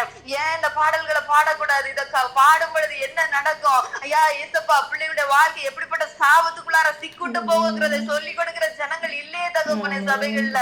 ஐயா நன்றி ஏசப்பா, நீங்க எழுப்புங்கப்பா, நீங்க எழுப்புங்க ஆண்டவரே. ஐயா அப்பா அன்று ஒரு பிணக்காசு இருந்ததுனால ஆண்டவரே வாதை நிறுத்தப்பட்டதுப்பா. இன்றைக்கு ஆண்டவரே ஐயா எங்க சபையில ஆண்டவரே, எங்க டயசிஸ்ல ஆண்டவரே அப்பா, ஒவ்வொரு அப்பா ஏஜி சர்ச்சஸ்லயும் பெண்டிகாஸ்டல் சர்ச்சஸ்லயும் ராஜா ஆண்டவரே அப்பா அப்பா ஸ்தோத்திரம் அப்பா. ஐயா அறியாமை என்கிற இருள் ஆண்டவரை பரவி கொண்டு இருக்கிறது ஐயா. ஐயா ஸ்தோத்திரம் அப்பா, துணிகரங்கள் பரவி கொண்டு இருக்கிறது ஆண்டவரே. கர்த்தருக்கு கீழ்ப்படியாமை என்கிற ஆண்டவரே பாவம் பரவி கொண்டு இருக்கிறது ராஜா. கர்த்தாவே ஐயா இது நிறுத்தபடியாய் ஐயா ஒரு பிணக்காசுகளை நீ எழுப்புவீராக ஐயா. ஒவ்வொரு சபையிலையும் ஐயா, ஒவ்வொரு சபையிலையும் ஒவ்வொரு மனிதனை நீர் எழுப்புவீராகப்பா. என் தேவனாகிய கர்த்தருக்கு ஆண்டவரே இது லேசான காரியம் அல்லவா ஆண்டவரே. ஸ்தோத்திரம் உமக்காய் பக்தி வைராக்கியமாய் நிறுத்தத்தக்கதாக சத்தியத்தை ஐயா சத்தியமாய் சொல்லத்தக்கதாக கர்த்தாவே கிருபை செய்வீராக, கிருபை செய்வீராக ராஜா. ஐயா நன்றி அப்பா, அப்பா நன்றி அப்பா. இதை நான் சொன்னா என்னை அப்பா ஆண்டவரே அப்பா இந்த மனிதர்கள் என்னை வெறுப்பாங்கன்னு சொல்லி ஆண்டவரே ஐயா மனிதர்களை பிரியப்படுத்தின ஓடின நாட்கள் எல்லாம் முடிகட்டும் அப்பா. ஐயா ஸ்தோத்திரம், ஒரு சுத்திகரிப்பின் அக்கினி எங்கள் சபைகளில போடப்படட்டும் ஆண்டவரே. ஹல்லேலூயா, நன்றி ஏசப்பா. நீங்க கிரியை செய்யுங்க ராஜா, நீங்க எழுப்பித்தாங்கப்பா இப்படிப்பட்ட ஜனங்களை ஐயா, நீங்க எழுப்பித்தாங்க. எங்கள் சபைகள்ல ஒவ்வொரு பேர் மேலே ஆண்டவர் இப்படிப்பட்ட ஒரு பக்தி வைராக்கியம் ஊற்றப்பட்டப்பா எங்கள் மேலப்பா ஆண்டவரே. இந்த வார்த்தைகளை கேட்டு எங்க மேல ஏசப்பா கர்த்தருடைய பரிசுத்தத்திற்கான ஒரு பக்தி வைராக்கியம் எங்களுக்கு உண்டாகட்டும் ஆண்டவரே. ஹல்லேலூயா, ஹல்லேலூயா, நன்றி ஆண்டவரே. ஹல்லேலூயா அப்பா ஆண்டவரே. அதே போல அப்பா ஆண்டவரே அப்பா உம்மை குறித்த பக்தி வைராக்கியம் ஆண்டவரே, உம்முடைய நாமத்தை குறித்த பக்தி வைராக்கியம் ஐயா எங்களுக்கு உண்டாகட்டும் ஐயா. ஸ்தோத்திரம், விக்கிரகங்களை வழிபடுகிற ஜனங்கள் கூட ஆண்டவரே ஸ்தோத்திரம், ஸ்தோத்திரம் அப்பா. எத்தனையோ பக்தி வைராக்கியங்களை காமிக்கிறாங்களா ஆண்டவரே ஐயா. அப்பா காலையிலே போய் காத்து கிடக்குறாங்க அப்பா, வாசல்லே நிக்கிறாங்க ஆண்டவரே ஐயா. ஒரு செகண்ட் ஐயா அந்த ஒண்ணுமே பேச முடியாத அந்த சிலையை பாக்குறதற்கு ஆண்டவரே கால் கிடக்க நிற்கிறாங்கப்பா. ஆனா எங்களுக்கு இந்த நாட்கள்ல ஐயா எங்களுடைய சமூகத்துல ஐயா எங்கள் சர்ச்சஸ்ல ஐயா ஆண்டவரே அப்பா ஸ்தோத்திரம் ரிபாலா ஹதீன லேரிஷனோ ஹலீரே லேரேமா ஹதீன ரவாப்பா ஆண்டவரே. ஒரு 5 நிமிஷம் எக்ஸ்ட்ரா மெசேஜ் கொடுங்க ஐயா ஆண்டவரே ஐயா. ஸ்தோத்திரம் அப்பா. எத்தனை ஜனங்கள் ஆண்டவரே ஐயா முகம் சுளிக்கிறவர்கள் இருக்கிறாங்கப்பா கர்த்தாவே. இப்படிப்பட்ட வைராக்கியம் இல்லையே ஏசப்பா ஆண்டவரே, இப்படிப்பட்ட வைராக்கியம் இல்லையே கர்த்தர் நாமத்திற்காக ஐயா. நான் ஆராதிக்கிற சேனைகளின் கர்த்தர் அவர் ஓய்வு நாளை பரிசுத்தமாய் ஆசரிப்பாயாக என்று சொல்லி, ஓய்வு நாள் எந்த வேலையும் செய்யாதுன்னு சொல்லி, அது எனக்குரியது என்று சொல்லி அவர் கட்டளையிட்டு இருக்கிறாரேங்கிற உணர்வு இல்லாம ஆண்டவரே ஒரு 5 நிமிஷம் எக்ஸ்டெண்ட் ஆயிடுச்சுன்னா கூட ஆண்டவரே ஐயா முகம் சொல்லிக்கிறத நாங்கள் பார்க்கிறோமே ஐயா. வைராக்கியம் இல்லாதபடிக்கு, அனல் இல்லாதபடிக்கு ஆண்டவரே இந்த காலங்கள் மாறட்டப்பா. இந்த காலங்கள் எல்லாம் மாறட்டும் ஐயா. கர்த்தர் இடைபடுவீராக, கர்த்தர் இடைபடுவீராகப்பா. ஹல்லேலூயா, ஹல்லேலூயா ஆண்டவரே. ஒரு புறஜாதி ஜனங்களிடத்துல இருக்கிற வைராக்கியம் எங்களிடத்துல இல்லையே ஏசப்பா ஆண்டவரே. இந்த வைராக்கியத்தை எங்களுக்கு தாங்க ஆண்டவரே ஐயா. ஸ்தோத்திரம் தகப்பனே அப்பா, நன்றி சத்தியத்திற்காய் ஆண்டவரே ஐயா. ஒரு திறந்த இருதயத்தோட சமூகத்துல நிற்கணுங்கிற வாஞ்சையை கொடுங்கப்பா ஐயா, வாஞ்சையை கொடுங்க ஆண்டவரே. ஹல்லேலூயா, கர்த்தர் கிரியை செய்வீராகப்பா. ஆமென் ஆண்டவரே. எங்கள் தேவனாகிய கர்த்தர் நீர் அற்புதமாய் கிரியை செய்வீராகப்பா. ஹல்லேலூயா ஆண்டவரே, உமக்கு நன்றி, உமக்கு நன்றி ஏசப்பா. ஹல்லேலூயா, நாங்க இருக்கிறதப்பா ஆண்டவரே பரிசுத்த ஆவியானவரின் காலத்துக்குள்ளார நாள் இருந்து கொண்டு இருக்கிறோம்ப்பா. இப்படிப்பட்ட வைராக்கியங்களை எங்களுக்குள்ளார தருவதற்கும் ஐயா எங்களை நல்ல வழியில நடத்துகிறதற்கும் எங்களுக்காய் கொடுக்கப்பட்டிருக்கிற பரிசுத்த ஆவியானவரப்பா ஆண்டவரே. இன்னும் ஆண்டவரே ஐயா இந்த பரிசுத்த ஆவியானவருடைய அபிஷேகத்தை பெற்றுக் கொள்ளாதபடிக்கு ஆண்டவரே ஸ்தோத்திரம், ஸ்தோத்திரம் அப்பா ஆண்டவரே. நாங்கள் இருந்து கொண்டு இருப்போமானால் ஐயா எங்களை மன்னிங்கப்பா. எங்கள் சபைகளில ஐயா பரிசுத்த ஆவியானவருடைய அபிஷேகத்தை குறித்த போதனைகளை பேசப்படட்டப்பா.